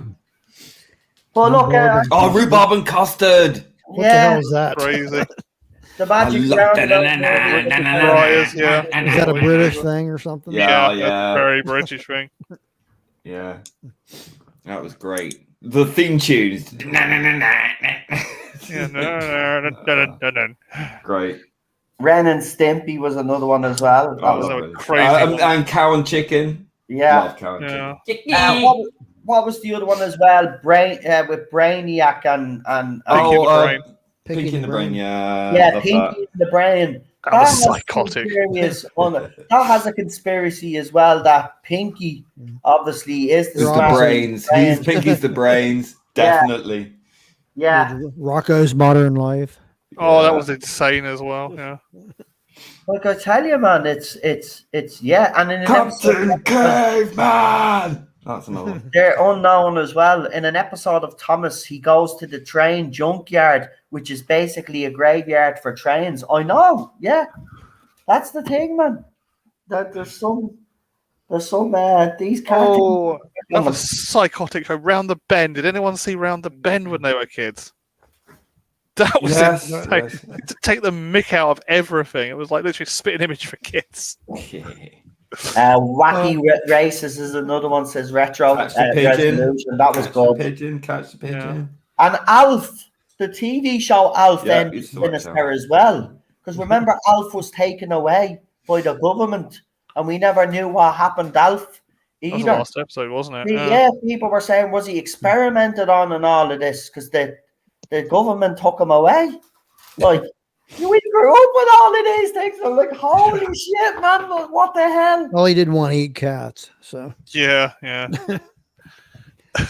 Gordon Chumway. Peter got the government to take him away. We should actually do a stream on that, actually, a separate stream on these cartoons that we grew up with, because it is fascinating stuff. But look, I want to change the subject now because we're going to end shortly.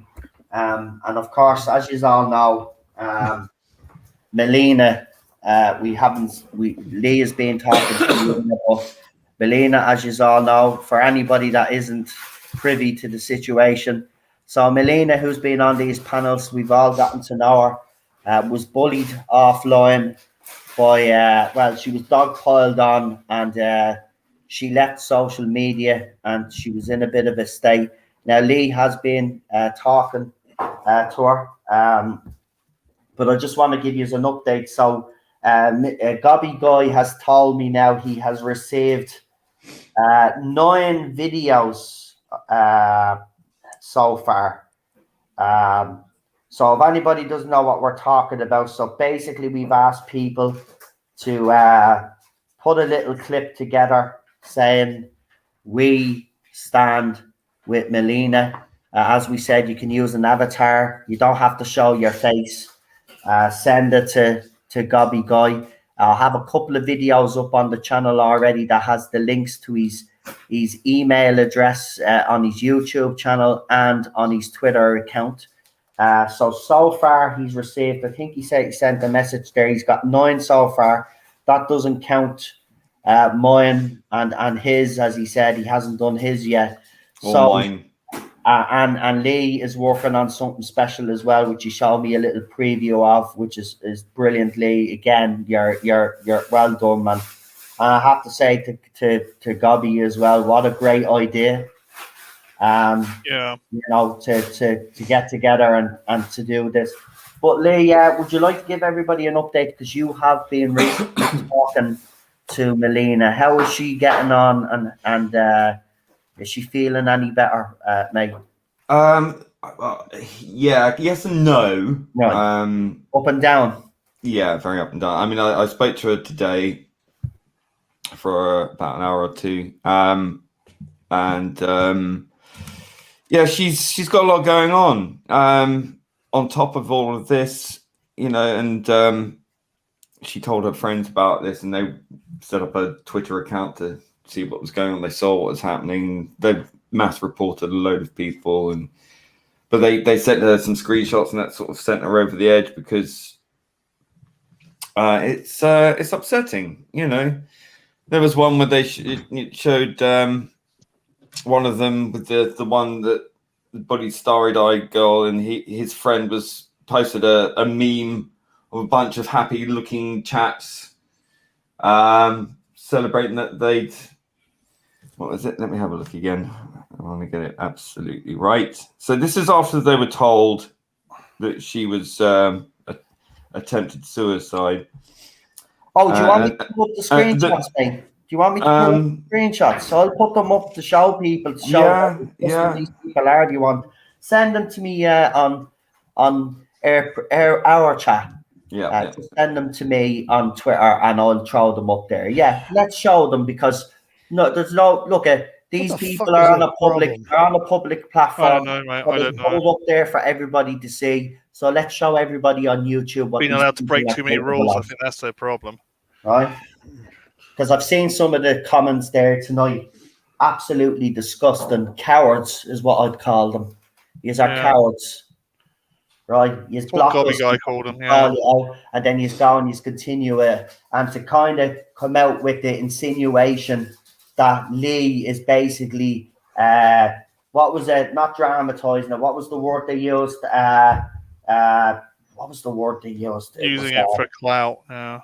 No, it wasn't. It wasn't that. They tried to make it say that Lee made it. Vindictive. Yeah, but that wasn't the word either.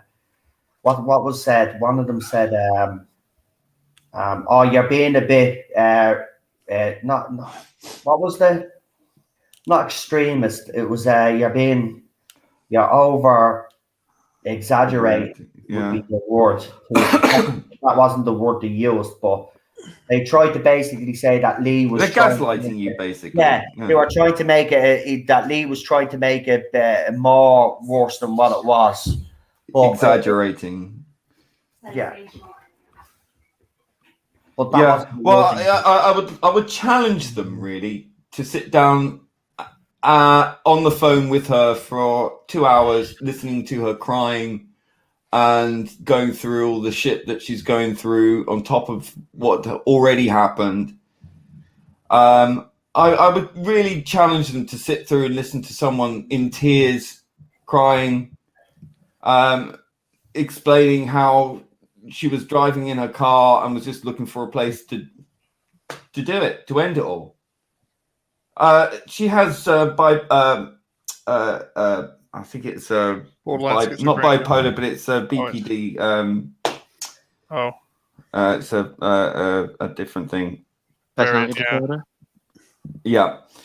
Yeah.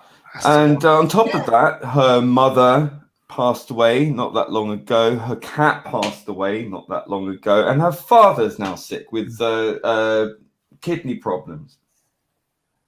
And he's lost his job because not lost his job. He's been kicked off some Medicare thing or whatever it is, and he's not well.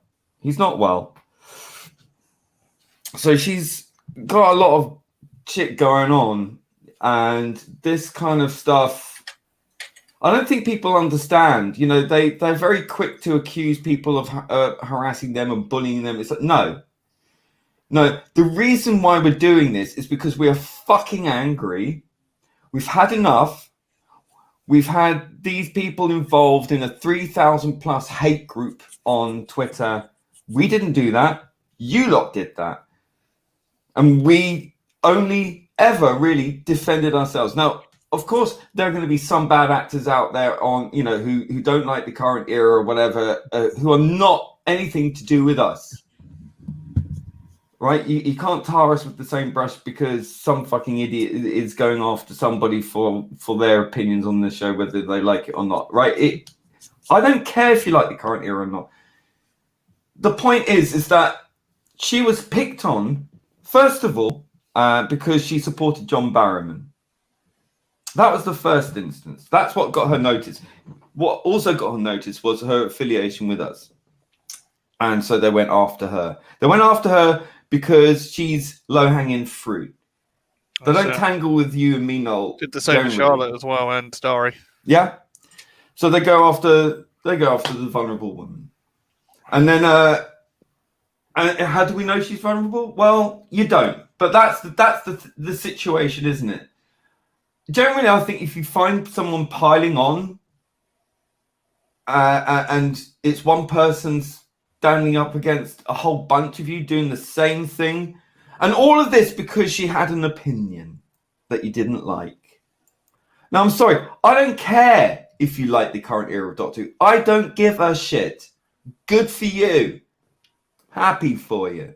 Never fucking bothered to go after anyone for liking it, unless they had a go at me first, quite honestly. You look through my tweets. I don't go after people unnecessarily, right? I might post my opinions denigrating this current era, the Doctor Who official Twitter. Jodie Whittaker and Chris Chibnall are not on Twitter.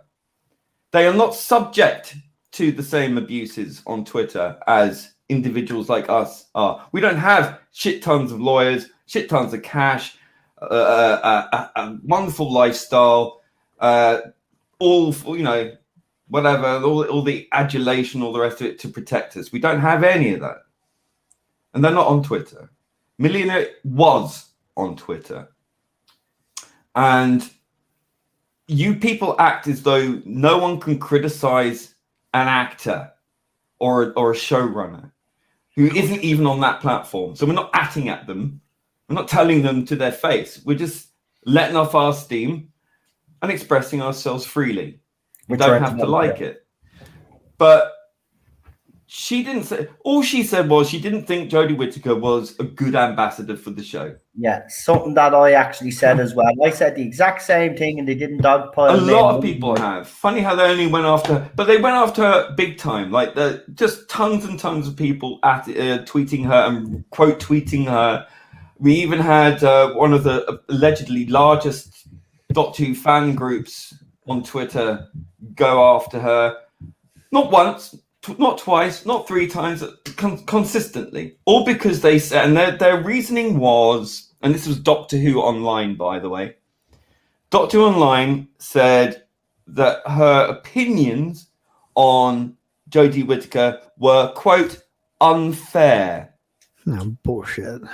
Because they were unfair, that warranted multiple tweets at her, one quote tweet from them, multiple quote tweets from others, and of course, them having the audience that they have, which isn't actually that much, but they think they are. They've got a blue check mark, so that means they're special guys. People think they're bigger than they actually are. Yeah. I want to shout those. Wait. Let me just get to the point on this. We kicked him off with sheer willpower. see, I did it again. So then they incited a bunch of people to obviously go and do the same. So when I called them out, they denied any knowledge of who she was. They said, "Oh, we don't, Million who? What? Who? I've never heard of her. And then in the next instance say, well, she was never harassed. but never. The screenshots say otherwise. So you don't know who she is, but you know for a fact she wasn't harassed. Great. And then, of course, they decided to block me. I thought they deleted the tweets, but I think maybe it was just because they blocked me. I don't know. Maybe they have since. I don't know. I can't show one way or the other. But not only did they do that, but then they posted on their account, apparently, I've seen the screenshot of it, that they were attacked by a troll. That's right. Someone who, upon hearing from her own words, one of these overbearing fan sites on Twitter acted in their own interest to silence her because of her unfair opinion and abuse their position and power within this fandom. Right? They abuse their position. They should be aloof and not involved in this kind of. But no, they took it upon themselves to pile on. I could see how many people have been tweeting at her and quote tweeting and all the rest of it, because they must have been pulled in with this somehow, right? They must have seen it through someone else quote tweeting her or whatnot, one of their sycophants.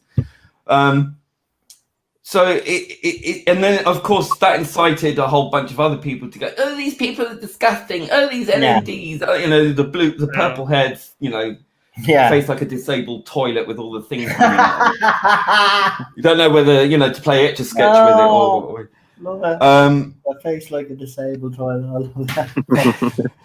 But it was just a distortion. That's what they do. Not a single time did this person who runs it, did he say, "Oh, I'm sorry," or "Is she okay?" Yeah. No, and that's been throughout. That's been across the board Yeah. from all of these people. Like, they might down the line say, "Oh, isn't it terrible that she was depressed?" Oh, and then this. Go on, Noel. Yeah, that's what I was trying to tell you there. I'm trying to get these photographs up, but is there something wrong with Twitter, guys? Is Twitter? Well, let me just read it out. I'll just describe it then. Basically, this I'll guy. get it when I can, but just for now, just read it out because my Twitter seems to be very slow, mate. So this is a friend. I'm not going to name him. Yeah. It's a friend of the guy that. I'm not going to say the guy that bullied Melina was the only one. Obviously not. The reason why we singled him out particularly was because he has a track record. Right? He went after Starry-Eyed Girl, and for all the off of Twitter, right? So he aided and abetted in that. He was involved in that. And these people talk about how dare we go after Jodie Whittaker, this wonderful actor, and she's a woman, and she's an actor, and she has feelings. Yet, of course, this guy went after Gina Carano, and that's perfectly okay. Not that woman, just this woman, right? So we have to make that distinction. If you're a wrong think woman, you can go after her. If she's right think woman, you must protect her. This is the kind of mentality we're up against. And then he posted, his friend posted a meme of a bunch of people dressed up in not medieval, sort of like Viking helmets and round shields and chainmail and all ganging together. And it says, "To arms, brothers! A woman was insulted on the internet." So basically saying we're white knighting. It doesn't matter. The fact that I was on the phone to Melina for 2.5 hours the first night and an hour or so today with her crying down the phone to me and absolutely distraught and in absolute abject despair. And these people are just thinking it's a fucking laugh. Oh, we just exaggerate. Oh, we're just white knighting. Oh, anything that helps them sleep at night. They don't give a flying fuck. They've got no conscience. No conscience.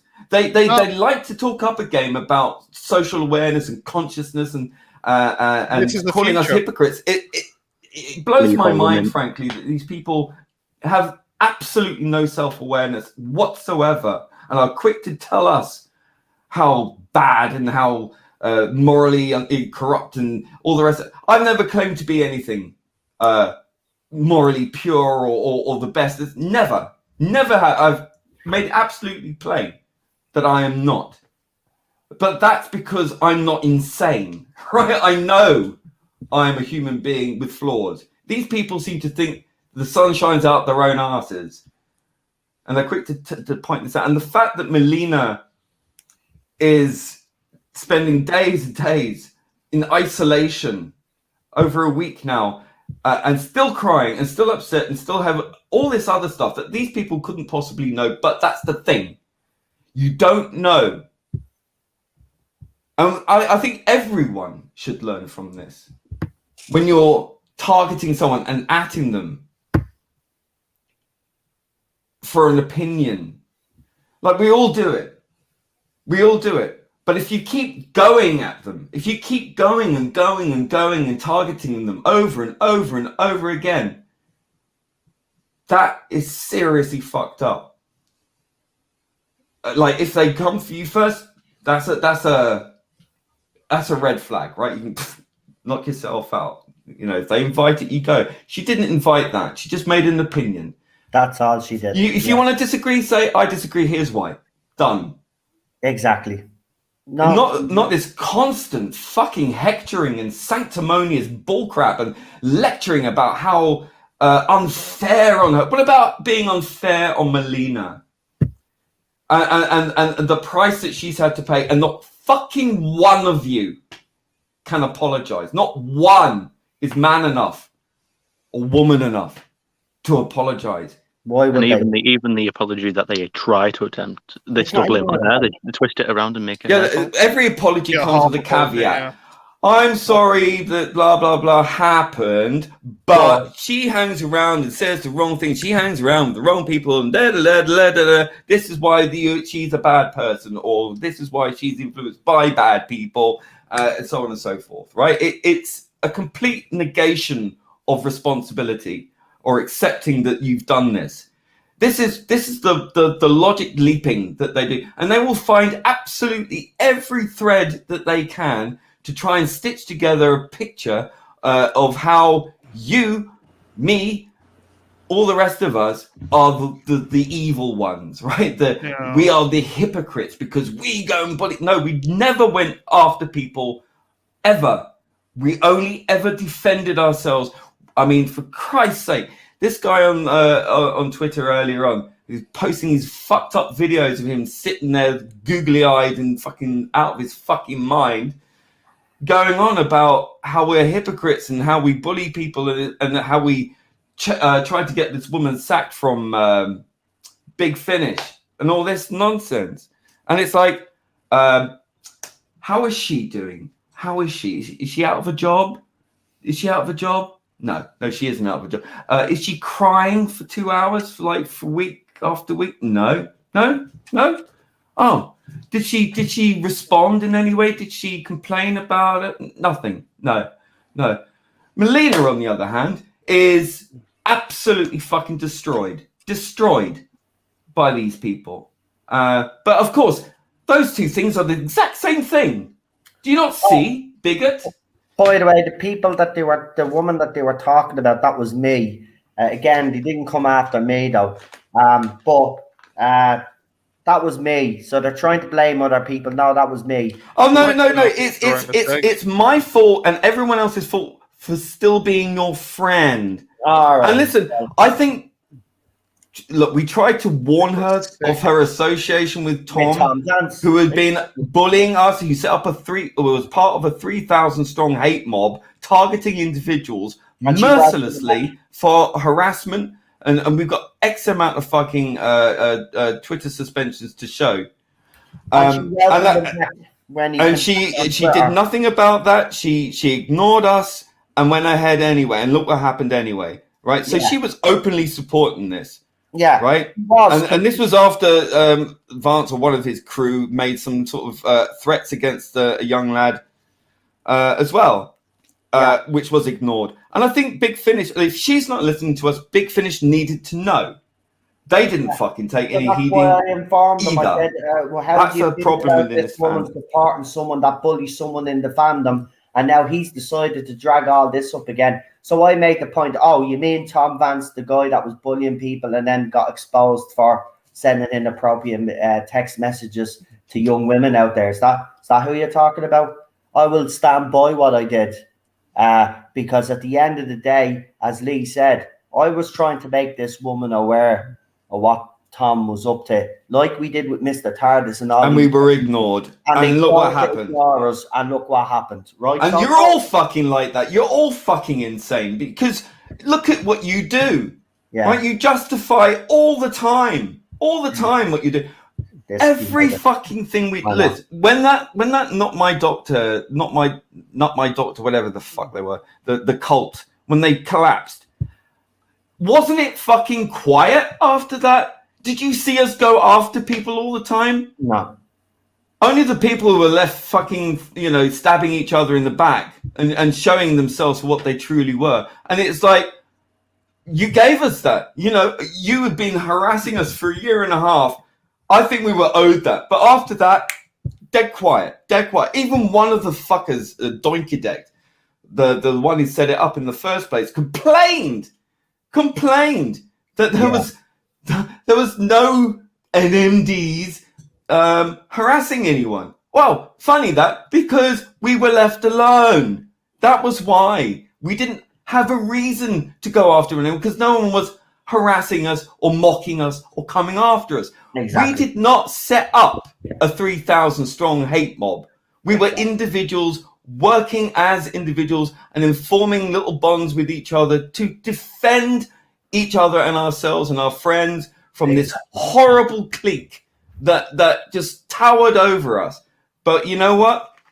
Goliath, mate. Well, we got the last laugh anyway, because look what happened. That 3,000 hate mob went. Their founding leader is gone. And, you know. But remember, they're the good guys. We're the bad guys. I know. The thing that was sticking me throughout this whole situation, and he put his finger on it. The fact that these people, right, will defend Tom Vance, will defend, even after he made those sick jokes about drinking my sperm, right? They defended that, right? They did nothing about the trolls, the Roblox trolls, nothing. No, they didn't until it affected them. Only then did they. Again, it's very selective, right? I'm not so. Even the fucking wacko who kept making those videos, when I told him that my first experience was when I first came out and criticized the show after giving it 5 episodes in to give it a go, and I was up for it, told to die of cancer, right, multiple times. And then he said, well, me too. I said, well, that was wrong, you know, and I don't support that. I don't. No. I don't take any pleasure or joy out of it. I really fucking don't. And I take great exception that people misread me or misunderstand me or misrepresent who I am. I don't take pride or pleasure in someone else being hurt or bullied or harassed. I will defend myself absolutely to the hilt if need be, right? I don't take pleasure for it. I lie. I've now grown to like doing it because it's happened so often. And quite honestly, I enjoy batting these fuckers off because that's batting off, by the way, because they are relentless and they are ideologically possessed. And all I want to do is be left the fuck alone. I want to be left alone. I want my friends to be left alone. That's all anyone fucking wants. But you fuckers won't let us. You can't let us go. No. Even that mad fucker on Twitter was just like, I'm not going anywhere. I'm going to keep doing this. It's like that. Mute. And I'll mute you when I fucking want to, you know, and see what other insane babble. Then sets up another account then to continue. Yeah, and that's what they do because they're the good guys. You see, that's what good guys do. They keep coming back and pushing buttons and upsetting as many people as possible. Bad guys. It's like, at what point do you sit down and look at your life and go, well, maybe I'm not the good guy. You know, I do that a lot. You know, I've had to do that. Because of the nature of this kind of situation, you have to keep taking stock of yourself, and it's not black and white. It's not that easy.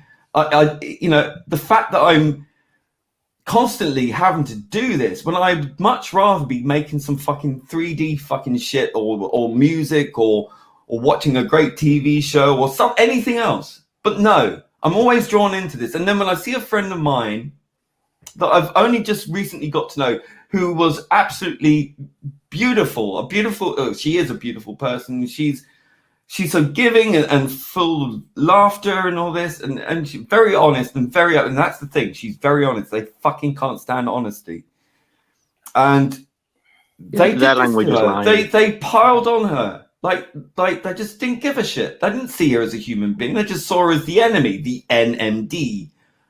That's all they see. That's the only thing they see. Yeah. Evil must be obliterated, you know, must be taken down. And then they glorify when she locked her account, they were up and in arms with each other. Yes, we got rid of her. Yeah, woo! You know, they were celebrating that. And then she deleted her account and they were like, hey, even better. And then I go and tell them, well, actually, she wanted to die. And they're like, where's the proof? Where's the proof? Yeah. We didn't bully her. It's like, you're gaslighting the fuck out of me. You know full damn well what you did. You know damn well that you were participating in this fucking campaign. and there's a fucking Discord server, and you fuckers, I bet, are on it. And I'm telling you, if you can't see what you're doing, there is something fucked up with you, and we will expose this fucking Discord server and all of you lot in it. I think there's something, I can't see it because my Twitter is acting up, but in that chat that we're in, I think there's had to be some major developments, so you'll probably want to go and check that Twitter, check it out. But something's wrong with my Twitter, it's not loading. Yeah, it's been a weird one lately. And I'm not limited because I haven't received a tweet. Sometimes it does do this. My Twitter goes a bit crazy. Can someone else check that Twitter and see if it's loading up? Because mine seems to be not. It's going on to the page and all. It's going on to be the Twitter page, but it's not. It's not loading up the messages, especially the ones that Lee sent me. But I got no notification to say that I've been limited or anything, because they normally tell me, you know. Mine seems to be working okay. One time. Well, then there must be something seriously wrong with me internet. Then there must be me internet. It has to be. I don't know. I don't know. I don't know how they dare when when we criticize them for bullying Melina. They say, "Oh, you're bullying us. We've got autism. Leave us alone." And they use it as an excuse. That's all we want, is to be left alone. We didn't go out looking for this. We were piled on from the start. All because the toxic positivity mob, the ideologically possessed, right? The Rainbow Reich, all that, right? They all came on and decided to squat in this fandom and tell everyone else to get the fuck out. Yeah, pretty much use it as a platform. All we did was say, well, this is a bit shit. I don't like her. Sat upon immediately, right? That's how it started. And you fuckers know that's how it started, right? Because you didn't like what we had to say. You didn't like us criticizing it. And that's all it boils down to. You are intolerant of other people's opinions, which is the definition of bigotry, by the way. Look it up. And the fact that you did this and then claim, oh, you're harassing her. No. We are telling you to back the fuck off. You don't like us, we get it. You don't like our opinions, fine. Leave us the fuck alone. We're not interested in your petty little fucking, little petty politics games, right? It's childish, right? All of that fucking nonsense you believe is fucking immature bollocks. It requires zero thought, no intellect whatsoever. It's all peer pressure. It's all fucking conformity. It's boring. Done it, dealt with it, dusted. It's over. Not interested. It's cretinous. It's stupid. It's utterly fucking basic level, right? Beyond that point. Move on, darling. Leave us the fuck alone. We'll do what we want to do. You do what you want to do. Yeah. And that's it. Yeah. Twitter really is becoming the Universe 25 experiment, isn't it? Right. You know about that. Yeah, seriously. Oops. That's a thing. That sounds like Bowles Trek. Yeah, I watched his latest video. If you haven't watched it, check it out. It's actually a good one. He does the Screen Rant article. Very good. Yeah, it's telling me I can't retrieve my messages at this time, but my Twitter is loading up, so I don't know. It's probably my internet acts up. Hey, probably someone doesn't know the meaning of leave us alone. Yeah, right. I've just got rid of the fuckers. I'm not dealing with it. Look, you're fucking immaterial. You're meaningless. You're pointless. Your existence is puerile. Fuck off. Exactly. I have no time for these people anymore. The reason why I'm so fucking angry is because my friend tried to kill herself because of you mad fucks. Okay, it's over. I'm done with you lot. I'm done with you lot. You can come after me. You can say what the fuck you want. I'm done with you. Yeah. Right, you do this to people. You have no consequence. You fuckers talk about consequence culture 24/7 because cancel culture doesn't exist. Well, I'm here to tell you that consequence culture is coming for your ass. Now, fuck off. Oh yeah, so John Barrowman has to be held accountable for something he did 12 years ago, but they don't have to be accountable for bullying someone. before we Yeah, came you're on saying the live present, tonight, yeah. before we Anyway, came this is supposed to be a fun and entertaining show. Yeah. Like, No, I fucking- said I was going to end. I said I was going to end with the Melina. Yeah, no, but I didn't want to bring anyone down. But But I I did. mean, come on. But I did. Hold on. But I did Don't do bring a me video down, earlier man. today. I did a Don't live stream earlier before I did this one. Heavy, And heavy. the trolls actually came in when Gobby Guy and all was there and everybody was watching.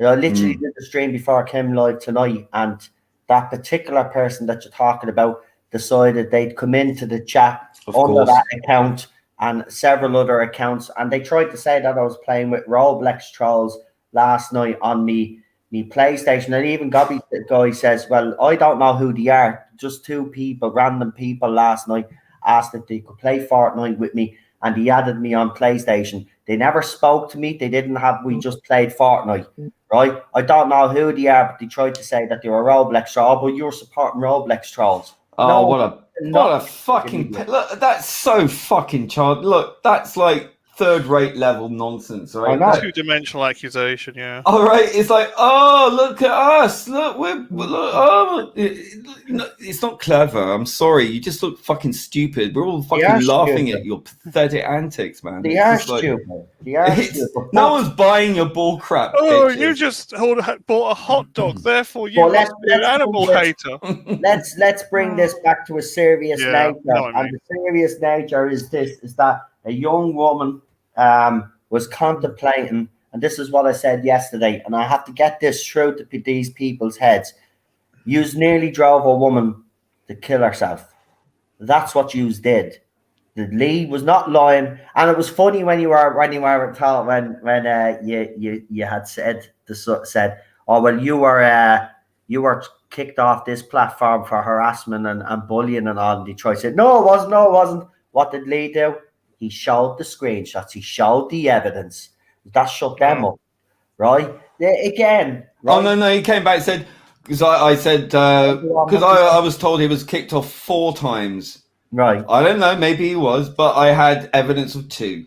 Right? Yeah. And then no one was a suspension and like I'm sorry, once is enough. Like for hateful conduct and whatnot. So I'm sorry. I'm still here. I'm still on Twitter. I haven't been. There was one time that I was suspended and I had an email from Twitter saying it was a mistake. Because I knew it was a mistake. That's why I challenged it. And I was right. By the way, these fuckers keep setting up new accounts every damn time. And it's like, do. yeah, you can't fucking tell me that you're beyond reproach, mate. Do us a favour though, folks. Smash that like button. There's 28 of you watching. If you could do us a favour and smash that like button. We have 4 dislikes tonight. We know who they're from anyway. Fuck them. Hey, Matt Pot is in here and he says, I'm just popping in to say hello. Hello. Is it me you're looking for? How are you?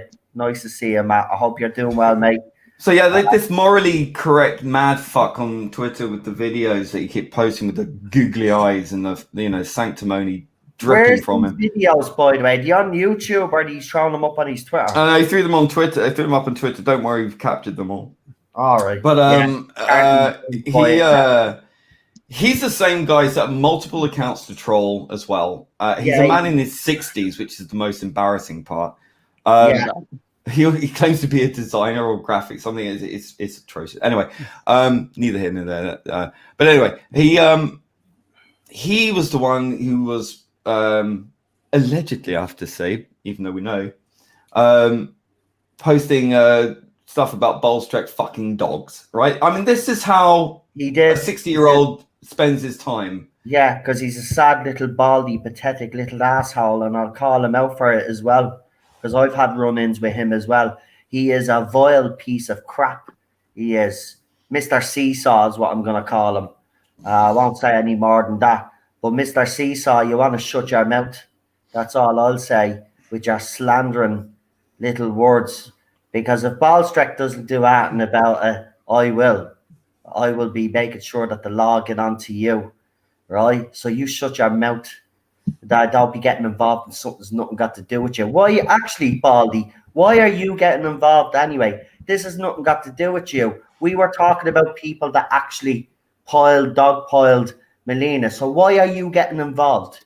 I'll tell you why. Because you've nothing better to do. You're a sad, pathetic human being, right? And you need to feel validated. So shut the fuck. It's nothing to do with you, right? Nothing to do with you.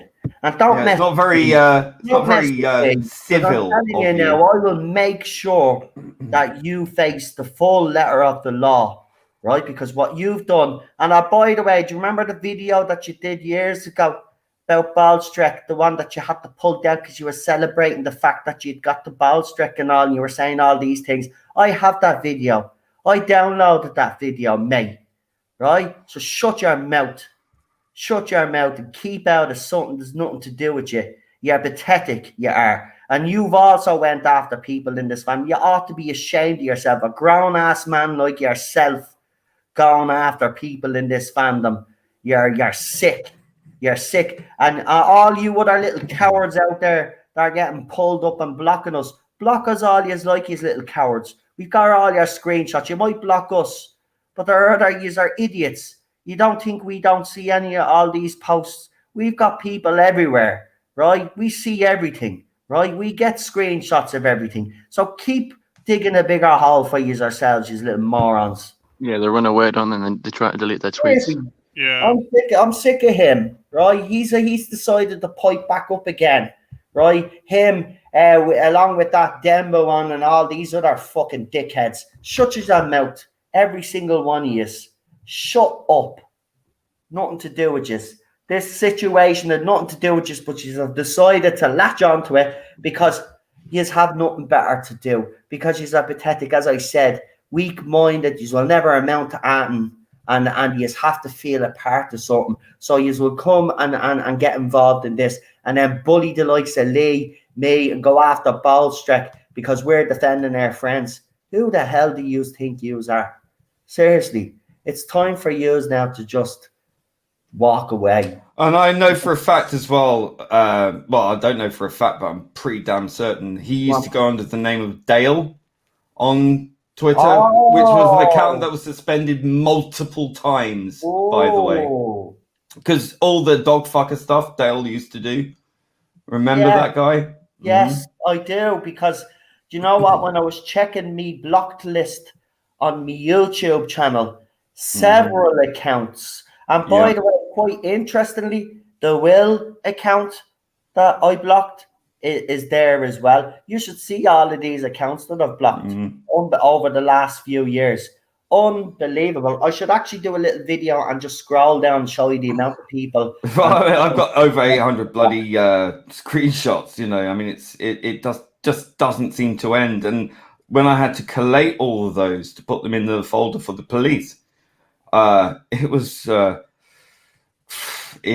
intense. You know, it was reliving all of these moronic. Nobody deserves what unreal. Nobody deserved what Melina. And that was most of them, but not all of them. So it must be over 1,000 now. I mean, it's just crazy. Nobody deserved what Melina got. Nobody deserved what Blue Bonnet. Oh, not Starry Eyes. Notice though, like we haven't gone as hard as we have done as much, and how hard we are going now on this is nowhere near as hard as the Nut My Doctor cult went with us. Yet now they're complaining. Well, this is your own medicine. This is what you did to us. But at least we have some justification here. Take it. That's a problem. Yeah, right? Yeah. You fuckers have been doing this to us for over a year and a half. And now we're rebelling. And it took this instant, right? Where someone nearly took their own fucking life. And I think that's justification to say enough is enough, right? All we are asking for you fucks to do is to stop. Just stop. Leave us alone. Leave Melina alone. Think about the next time you go after someone and target them mercilessly and pile on and add to a pile on and invite others to add to a pile on, that person might be suffering from mental health issues. They don't care. We won't think about that if you start something. And I'm not just saying posting an opinion on something. I'm talking about going after someone. We will only go after people who go after other people. That's all we ever did. And that's all we ever do. So stop, because it will happen one day that someone will take their own life, and you will be responsible. And no one wants that. You won't want that. You will have to live with that for the rest of your life. Mm-hmm. And no one needs that. No one wants that. Please think about what you're doing and stop before it's too late. I agree. We don't want this to go on. We don't want this to continue. I've got better things to spend my time on. Right now, I'm putting everything on the back burner to make sure that my friend is still alive the next day, and cheering her up, and having to be a virtual shoulder for her to cry on. And she is crying a lot. No one should have to sit there and listen to someone in that much pain. And for her to experience that, I can only imagine. Right? I've been through similar experiences to her, I have to say. I cared for my grandmother for 10 years by myself with no help from any fucker. And it was, she was a hoarder. She was losing her mind. And there were a whole load of other issues. I can't even begin to tell you. It destroyed me. Seeing that happening in front of my eyes, day in, day out. Mm. Yeah, think about it, for fuck's sake, to stop. They just don't realize the damage that they're actually doing, and or they do, which would make it worse, and they just choose to ignore it. That would make it worse for me. And sometimes I do think that some of these people are that cynical. But I've tried to get these messages up. It's come up on my phone now. My phone seems to be alright, but now my computer is acting up. This is weird. But my account is fine, so nobody needs to panic. My Twitter account's still fine. It must be just me internet.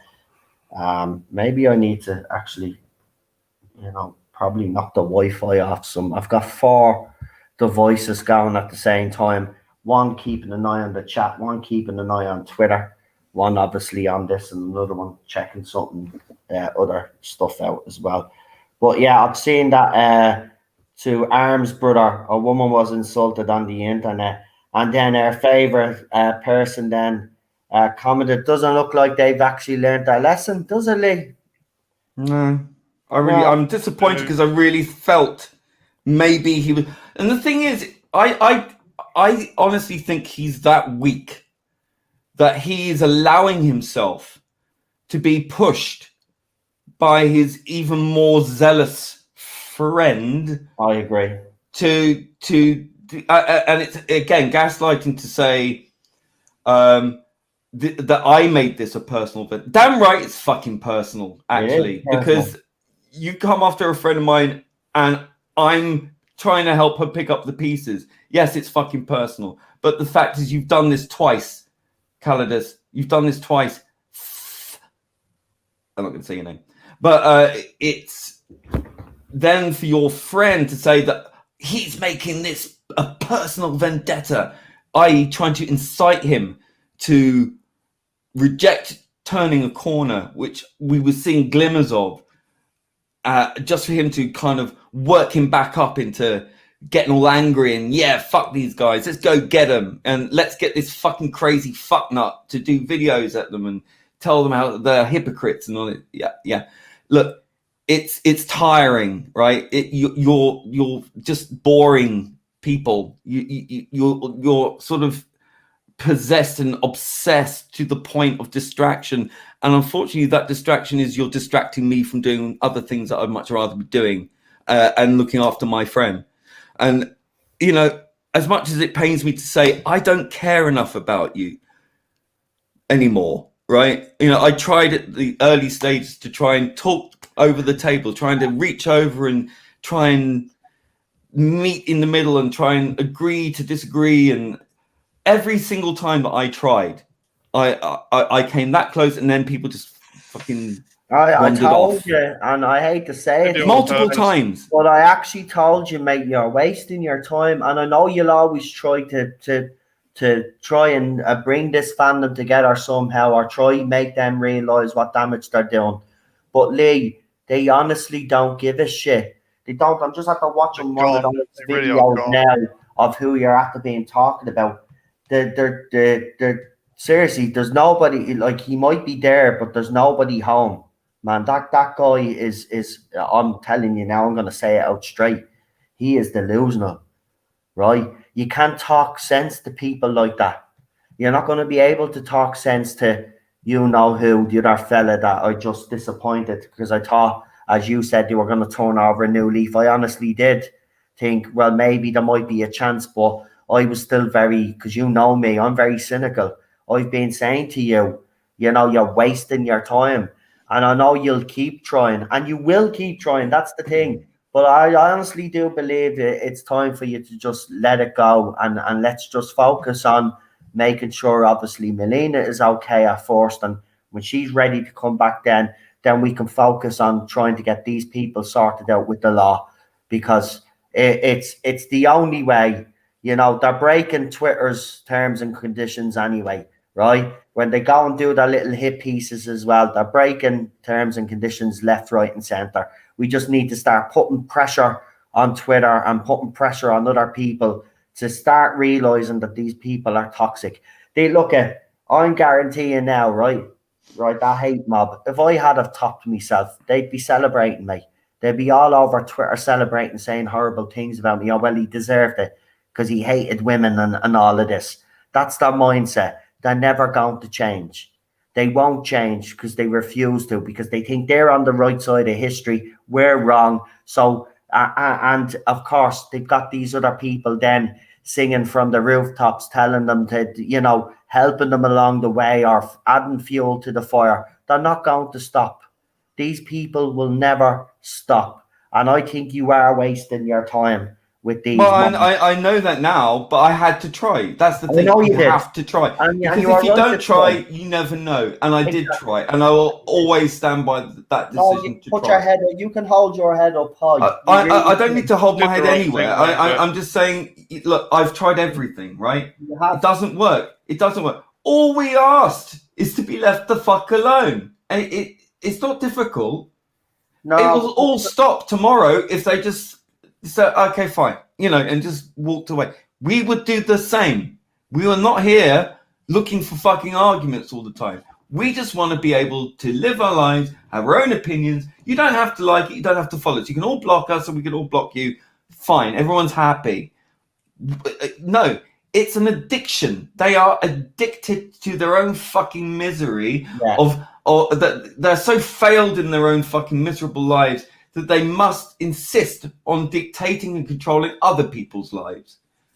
We don't try and tell you, you must believe like us. You're wrong for that. And you must, repent. And you must believe that we believe. And you must do as we say. And if you don't, like, get the fuck... Look, I don't fucking care if you stay in this fandom or not. Just don't fucking interact with me. Just leave us alone. Not interested, okay? Exactly. If you want to go about doing crazy shit, whatever, fine. But just don't go after my friends. And if something happens to someone because of you, let it be on your head. But do not come after my friends. Do not come after me. I will stand up for myself. I will stand up for my friends. All right? And at least we have friends, right? We don't have allies. Yeah. Like, we talked about this, didn't we? We said they don't have friends, they have allies. One of them actually called one of their friends an ally. I was like, oh, God, it's just like, self-fulfilling prophecy. But, it's just, I just think that, it's sad it's gotten to this point. It's an embarrassment. This fandom has just torn itself apart, fuck all, and all because of these fucking bloody-minded assholes who just think that they're so much better than everyone else, because of like their politics, that everyone else is literally the devil otherwise. And it's just like there's no nuance at all. It's black or white, them against us. And it's like, I don't give a fuck what your politics are. If you're a dick, you're a dick, right? I don't care. I've got friends on the left. I've got friends on the right. My mum's a fucking big lefty. Yeah, my wife is a big lefty. Your wife's a big lefty. I used to be a fucking lefty. Then I discovered sanity and realize that both the left and the right is full of shit. Exactly. I'm not either of these things. I might support some people on the right, I might support some people on the left. I have done. Of course. But I go where I believe the evidence is, and I don't buy into a lot of propaganda. I'm sorry. You know, that's who I am. That's what it doesn't mean my politics make me. No. My politics are irrelevant to me. My sexuality is irrelevant to me. My personality and my experience in life is what dictates who I am. Nothing else. The politics is a sideshow. Yeah. That's something you've all been taught is the central theme to everything, and sexuality is the central theme to it. No, it isn't. Those are the least interesting things, and it should be the least interesting things about you. Right? Focus on your personality and your character and your experience in your life and how you interact with people. That should be the cornerstone of who you are. Nothing else. All this identity politics is swapping the inverse, right? It's like saying your bones are made of the clothes you wear. It's nonsense. Yeah. Right, Anyway, listen, look, I was going to say we should leave it there, but just to fill you in, so what's happening is that Gobby Guy has asked people to send little clips to him. As I said, he's received 9 little clips now. What he's going to do is he's going to put them all part of one big video, and all of the channels are going to share it on their Twitter or so on, Facebook and all of that, in solidarity with Melina and for everybody that has been obviously bullied in this fandom. So what we'd like you to do is do a couple of seconds clip, whether you're using an avatar or a little poster of "We stand with Melina," and that's all we want you to say on the video. "We stand with Melina," right? And send it to Gobby Guy. Now I've put up a couple of videos on the YouTube channel before this stream. Go and check them out, because the links, descriptions to all of the stuff, the video that he done, Gobby Guy done. If you haven't checked it out, go and check it out. It's a fucking brilliant video. He also leaves his email address there. Actually, PD, if you could do us a favor and throw his Twitter and that particular video. I was also going to say, Noel, if you want to blow one of myself, Cinnamon Toast, and Alpha Omega up to full screen, we'll do it now. So we can I've actually already I've sent my you've done one. to Lee. Alpha, you've done one. You done one, yeah? Alpha, you there, mate? I think he went somewhere.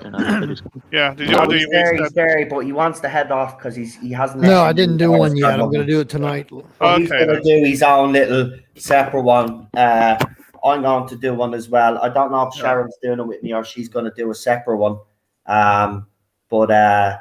We're all going to do, and then we're going to send it to Gobby. Daniel's doing one as well. Yeah. Chris has already done one. Charlotte is doing something a little bit different. She's going to do, maybe if Gobby Guy is listening, put Charlotte's little speech at the start, and then put all the little videos that everybody has done. That would be a great. I'll talk to him because we will be having Gobby Guy on as soon as we can. So that'll be next week because he's busy this weekend. But we'll get him on. I'll say that to him. I think we should start off with Charlotte's little Peter Capaldi speech that she done. Yeah. And then do all the little videos, then have all the little videos after. So all we want you to do is just say on a video, just come on a video. You don't have to show your face, as I said. You know, you can put a bit of text up on the screen or you can put a little poster up, but we want you to say, "We stand with Melina." Literally 6 seconds, not even 6 seconds.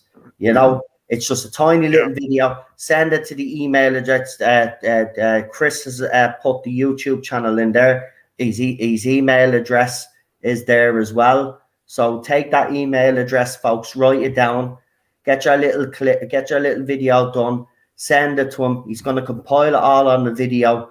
And then next week, we're going to release that video in solidarity, in support of Melina, but not just Melina, but for everybody over these last few years. It's just, as Gobby has said, she is the recent, I don't want to call her a victim because I hate No, saying she's a that. victim. Well, she is a victim, but she is. That is the. But you're right, though. But she is a victim. They've done this to her. Like, So I she mean, is the that's the latest definition victim. of a victim. So as she is the latest one, Gabby thought that, you know, Melina is the one that we should all get behind on this. And I agree 100%. I thought his idea was absolutely fantastic. And please do check out Gabby Guy's video, by the way. And as he said, nobody is doing this because we want people to come flooding to our channels. We're doing this because it's the right thing to do, for starters. And number two, especially for me and Lee, she's a friend. She's a fellow panelist as well, and it's someone that has made me laugh quite a lot, actually. And as you know, I've been very fragile over these last couple of months, and Melina coming onto the stream has been a breath of fresh air. And the last thing she said to me today was that she loves you all and she misses you all, and she absolutely went to great pains to please make sure to tell them. So yeah, she is going to seek help Ted is next week. crazy. So she's got an appointment with the hospital. So that's something. Do you hear him? Do you hear Ted? Yeah. What the hell? What's going on now? Oh, it's the foxes again. So So we have a couple of foxes. They've been in the grounds, but not. I think they're living here. Personally, yeah, they've probably got. I had a fox den next door to me when I lived in London. Yeah. Oh, it was a night because like every like season they produce new pups. Yeah. They'll be running up and down my Megan wooden- Fox. But what's happened is that sadly. one of them injured themselves last night. Because I looked out the window and it was actually walking around these grounds. I was looking at it for about 15 minutes, and it was hopping along and it had its babies there. So I think the mother fox has actually injured her leg, and she keeps screaming, and our kids keep screaming. So it sets Ted off, you see. And have you called the RSPCA? They should come SPCA. and get hold of it, or whatever it is you've got over there. You know, because it's Ireland, you know, like the UK, they're quick to you know, put these. Just report it. Just report it. I know. I suppose you should. You should, because it could be suffering. You know, that's not good. And if it dies, then the pups will die. It'd be suffering because it was walking around the grounds looking for rats for its babies or but it's still. babies. It does really upset Ted, I have to be honest, but that was him howling there.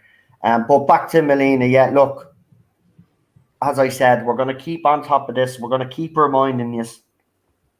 So you have until next Friday. I would actually say better still if you can get them all done before Thursday night. So he has them all for Friday, so we can, over the weekend, then you can compile them all together and put them in. That'll be absolutely fantastic. Send them to his email address. As he said, he's already informed me that he's received, I think it's 9 videos now. Daniel's to do one. I have to do one. Cheryl will probably do one. I think we're going to do a separate one. Alpha's to do one there. So PD will do one. And of course, Lee is working on something special as well because, that's the kind of guy Lee is. And I've already gotten a sneak peek as usual because he always gives me a sneak peek, and I love that. And thanks again, man, because you don't have to, but you always do, and I do really appreciate that actually. It was just a slapdash job because well, I mean, it's like I used something I've used already, then just kind of changed it and rearranged it a bit. So just I know what they're saying, but it still looks impressive, mate, and it will be. I know it will. So look, all good. But look at we're gonna have to leave it there. But you seen the hashtag? It's been scrolling across the screen there. So hashtag we stand with Melina, and then when you're doing your little video, we stand with Melina. As I said, you don't have to show your face. You can even be creative if you want. You can do anything you like, as long as it's like legal. And I also put a blue heart with that as well. So you don't have to, but Yeah, everybody's done. Bobby actually TARDIS sent blew me up. his video that he did. Did you see Bobby's video? Bobby showed me the video that he did. I So haven't seen Bobby is any. he's in his jacket and he's got his sonic screwdriver and he puts on a bit of an accent and then he got a wee stand with Melina. It's very good. It's very good. If Look forward to seeing them all. yeah, if anything, it's gonna put a smile on our face. But hopefully it does generate the reaction that we want, which is to make fans in this fandom realize that this behavior has gone on too far, and hopefully it might spur other fans that haven't necessarily spoken up to finally speak up and call this bullshit out. I'm hoping that's what will happen, but I'm probably living in a fucking fantasy world. But you know, you never know. You never know. But try. Lee has his hopes and dreams. I have mine, and hopefully this one will spur people into action because it's gone on too long now. This is not just being this hasn't just been happening for a year or two. This has been happening since Jodie Whittaker, Chris Chibnall were announced 5 years ago, right? And it's slowly but surely gotten worse. And you know what? We actually, you know, I said it, and I don't mean to say I was right or I told you so, but I did tell you guys on this channel after Jodie Whittaker and Chris Chibnall, once that was announced, that the drama in this fandom was going to get worse, that these people were going to get worse. And it's come to fruition, and I hate it because you know what? I just know these people. Lee knows these people. We just because we've been in the trenches, and it's not because we've wanted to. By the way, you know, it's become a necessity because we keep getting attacked personally, and now we never went any of this. And it's happening there, friends, time and time again. And I've just had enough. Lee is angry. I'm angry. I'm upset as well. You know. I had me wobble few weeks back as well. It's just gotten too much, right? And I'm a strong-minded person, right? And I'm being honest, I wouldn't have been able to take the dog piling that Melina got a couple of weeks back. That was wrong. And I've gotten some sick shit sent to me. Lee will tell you, but that was bang out of order. All of that stuff that was said about Melina and the stuff that these people were saying, and then to try make Lee out to be a liar and to say that he was over exaggerating. Oh no, she wasn't gonna do that and all this. How fucking dare you? She fucking did. You know, she was driving the fucking car. This is what she told me, right? She was driving the car. Listen, when you have someone crying that intense, that's not fucking acting, right? I just can't understand how. I just can't understand how these people are just so fucking callous. Yeah. Right. We demand evidence. We want twice. I had this. Twice I just can't I can't understand how they can live with themselves though. Well, you know what? They have to, and that's their own curse. Yeah. Right, and with that, I'm going to leave it there because you know poor Alpha is gonna starve to death. So not the only one. I and Lee probably hasn't had a because knowing Lee as well. Lee's eating habits are like mine. He doesn't eat during the day and eats at night, so he's probably hadn't had that to eat. It's too late to eat now. Fuck. So what we'll do is we'll go around the panel as usual. Yeah, everything that we do will be legal. Don't worry about that. We want to get the law involved. And as I said, you know, there has been screenshots sent to the Met Police already. So everything will be added, as Lee has said. You know, these people are not going to get away with this. They think they are right now and they're being cocky. This is why they're saying the things that they're saying. But their house of cards will fall down around them. And when Twitter finally cop on, because remember, there's a lot of racism happening in football, and now all of a sudden Twitter is being put under pressure, right? But won't be just the racism stuff. They will come down hard on all of this trolling and all of this bullying that's happening, and that will be the consequence of the racism that's been going on with Marcus Rashford and all of these other young English football players that were targeted during the World Cup and all of this, right? So Twitter will eventually, but they should have done it 5 years ago anyway when this all started happening. Twitter are complicit just as much as YouTube are and Facebook are. But they need to start dropping the hammer now. And I think they're put under pressure now. They're being put under pressure. So these apps will eventually cop on and will eventually, put things in place where they won't be able to do what they're doing. And the law will come down on some of these, trust me, because some of the stuff that they said is despicable. These people think by setting up fake accounts that they can get away with it. They won't. They won't. Yeah, they hide behind the Jodie Whittaker pictures. Say that again? And so they hide behind their weird names and their Doctor Who Geordie pictures, and they think they're invincible. They all seem to have, Look at me, for instance. Shy anime or something. But most of them, then when they're called out, then come out and say, "Oh, well, you can't pick on me because I have autism. Oh, I'm disabled. You can't agree. What are you picking on me for?" Yeah, self-diagnosed with whatever. You know, right. Whatever gets them more clout points. Anyway, that gives you no excuse to be an asshole. Right, because I have a disability. I don't talk about it all the time. Yeah, same here. I don't fucking talk about it. And you know why? Because it's not relevant to this. Well, it's not what defines me as a human being. Clinically diagnosed as well. Right. So again, as I said, you need to shut the fuck up. But anyway, let's go around the panel. Do use our channel shout outs. And Melina, if you're watching, we love you and we hope to see you back soon. And Lee, fair play to you for ringing her and keeping Just wanted to stop. I'm sick to fucking death of it all. And Cheryl has tried to get in contact with her, but apparently I'll talk to you off air. There seems to be a bit of a problem there, but we'll talk about that now in a minute.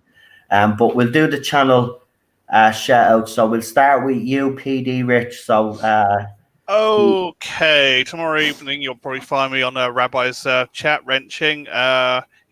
He's doing his Comic Gates Consequences tomorrow, as he does every Saturday night.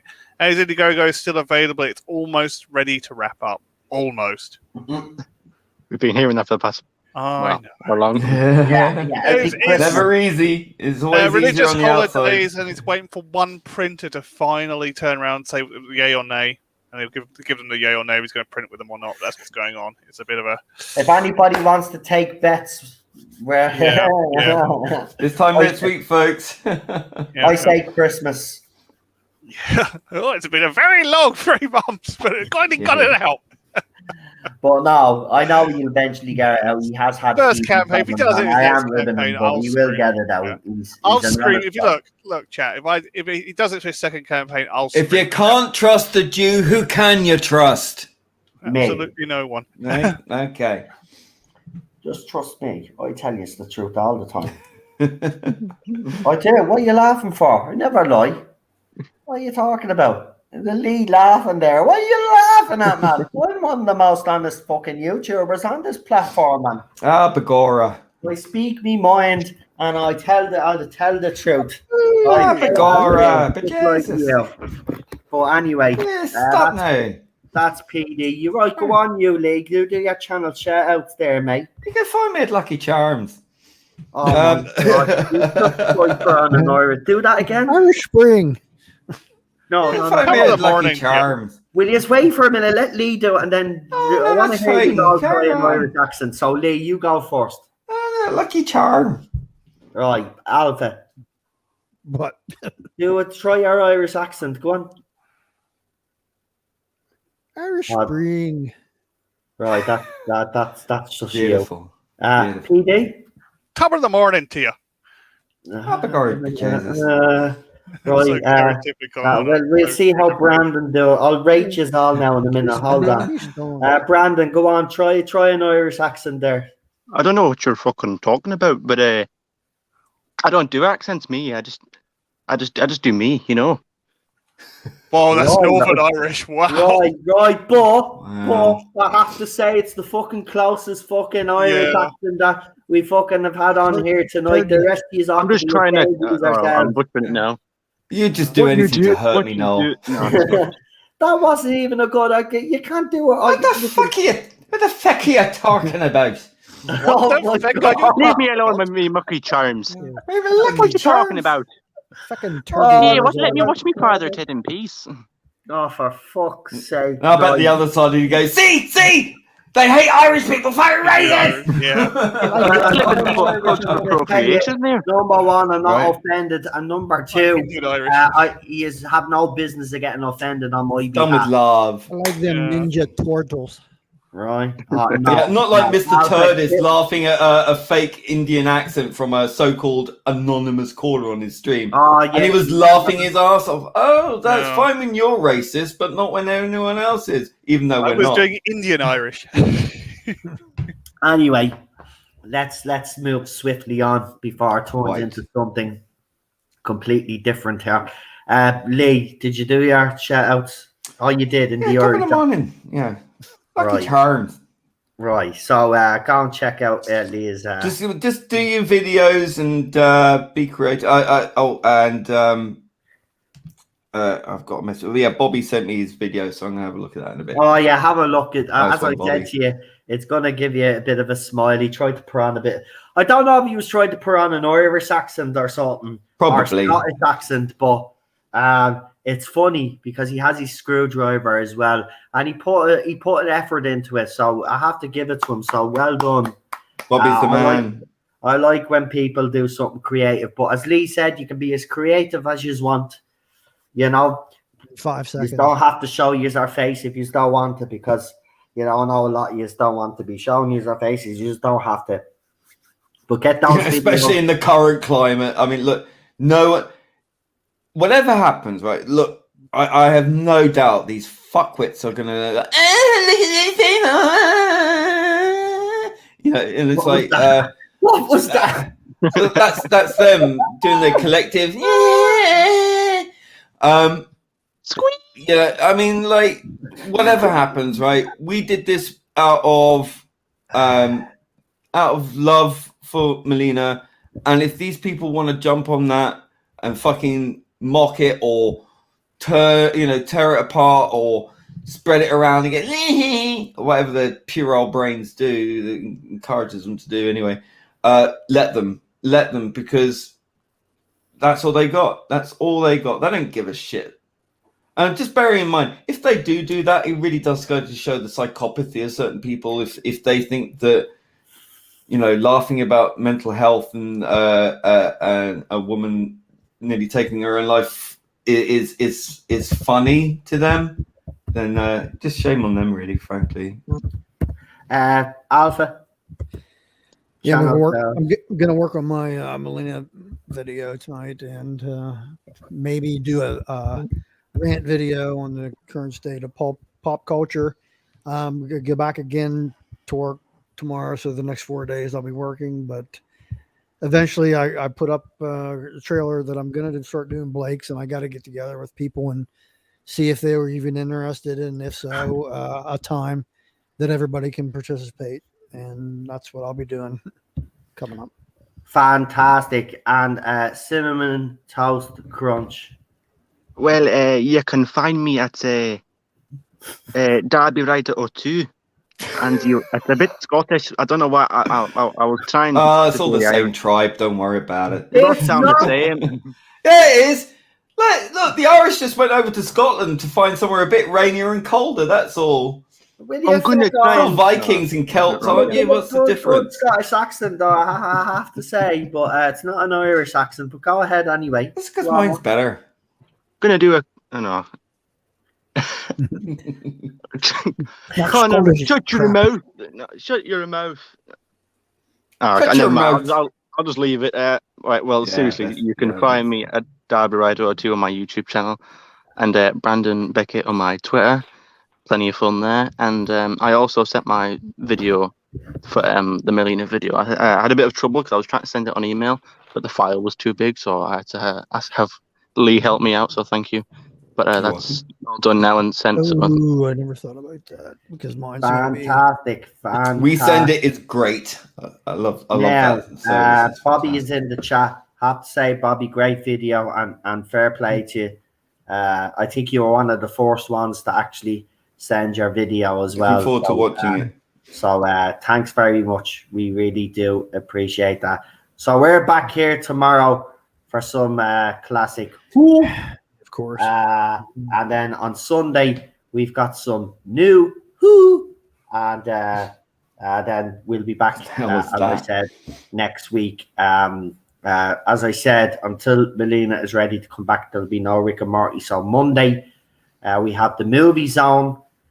We're doing Outland, the Sean Connery movie. If you haven't seen the trailer, go and check the trailer. I'll see if it's something that you are interested in. It is a good movie. And Lee actually wrote something in the comments, apparently. Don't know how true it is now, but I'll take Lee's word for it. But apparently it's supposed to be set in the same universe as the Alien universe. No. It's commonly considered. It had the same. It has a lot of connections with the Alien, like a lot of the same production and so on and so forth. So I mean, if you look at the technology, you look at the sort of universe that they've created is very, very, very similar. Very similar. So it could easily be in the same universe. There's nothing to say it isn't or it is, but it's very, very much a lot of evidence to support it. There's an interesting video on YouTube, actually. It shows a comparison of certain scenes and shots that are very similar and scenes, sets and costumes that are very similar. So it's like it could be set in the same time or a few years before, a few years after, around the same, it's a different part of space, Yeah. Teddy has joined us. Hey, Teddy. Yeah, he's joined us. Hey, Ted. You all right, buddy? What's wrong with you? Did the fox? Yeah, and I just want to say, I know it's Friday night, and I know I went on a bit of a rant, but no, you are right. Next week, fun and games, all right? We'll make it up to the audience that's left. Yeah. I'll bring Lee on and I'll make him be funny next week. Don't worry about that. No, we'll do something. Look, I did want to talk about those reboots and remakes because, that is part of it, but we wanted to have a little bit of fun. But with the week that's been in it and the stuff that's happened, it was only right that we end with this. But Ted, don't be licking me hand. I'm still streaming, son. All right, just wait. I'll bring you out now in a minute. I'm going to end now, okay, Your Royal Highness?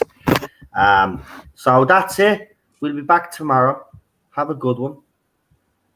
Stay safe. And thank you, everybody, in the comments for leaving you nice comments. And also your opinions on TV shows and the movies and the stuff that we covered. We'll see you tomorrow for a bit of Classic Who, as I said. So good night. Say good night, panel. Good night, panel. Good night, everybody. Panel. Good night, panel. Good night, Lee. I'm Lee. Good night. Thank you for being on. We're going to do that. Lucky Charms. Lucky Charms. Thank you all. It's Lucky Charms. It's Lucky Charms. See, I can even put on a different Irish accent. Lucky Charms. Lucky Charms. Aren't you telling me what my Irish accent is like? No, you don't start that now. You can't be doing that. That's not good. But not good at all. Is that a Cork accent? I don't know what it is. I'm just putting on some fucking weird. I was going to get offended on behalf of You're all right, boy. Third generation, fourth generation. We're on an American accent. Cork because of racism. shit at American accents. Farty. I'll send you a post from Georgia Tennant, Problem and Noel. Okay, that's I don't know what that's about, but yeah, do. But we'll leave it there. So as they say, top of the morning to you. Top of the morning. It's like it's 12:10, so it's. I need to go to bed now. Lee is going to go to bed and crash out. We probably won't see him for Classic Who tomorrow, or he'll be fashionably late because he slept all the way through. He says he goes to bed, but he won't go to bed. So this is day 2 awake. Like I don't get much sleep lately because of fucking all this shit going on. It's affecting me here. That's why I'm so grumpy. Right. Well, we're gonna stop now before you go into another fucking rant. Fuck off! Right, we're off. We'll see you tomorrow. Have a good one. Thanks for joining me. Love yous all. Love yous and leave yous. Now, feck off. Feck off. Love yours too. I've had your money. Now Talk to you feck off. soon, folks. Bye bye. Bye bye. Bye bye.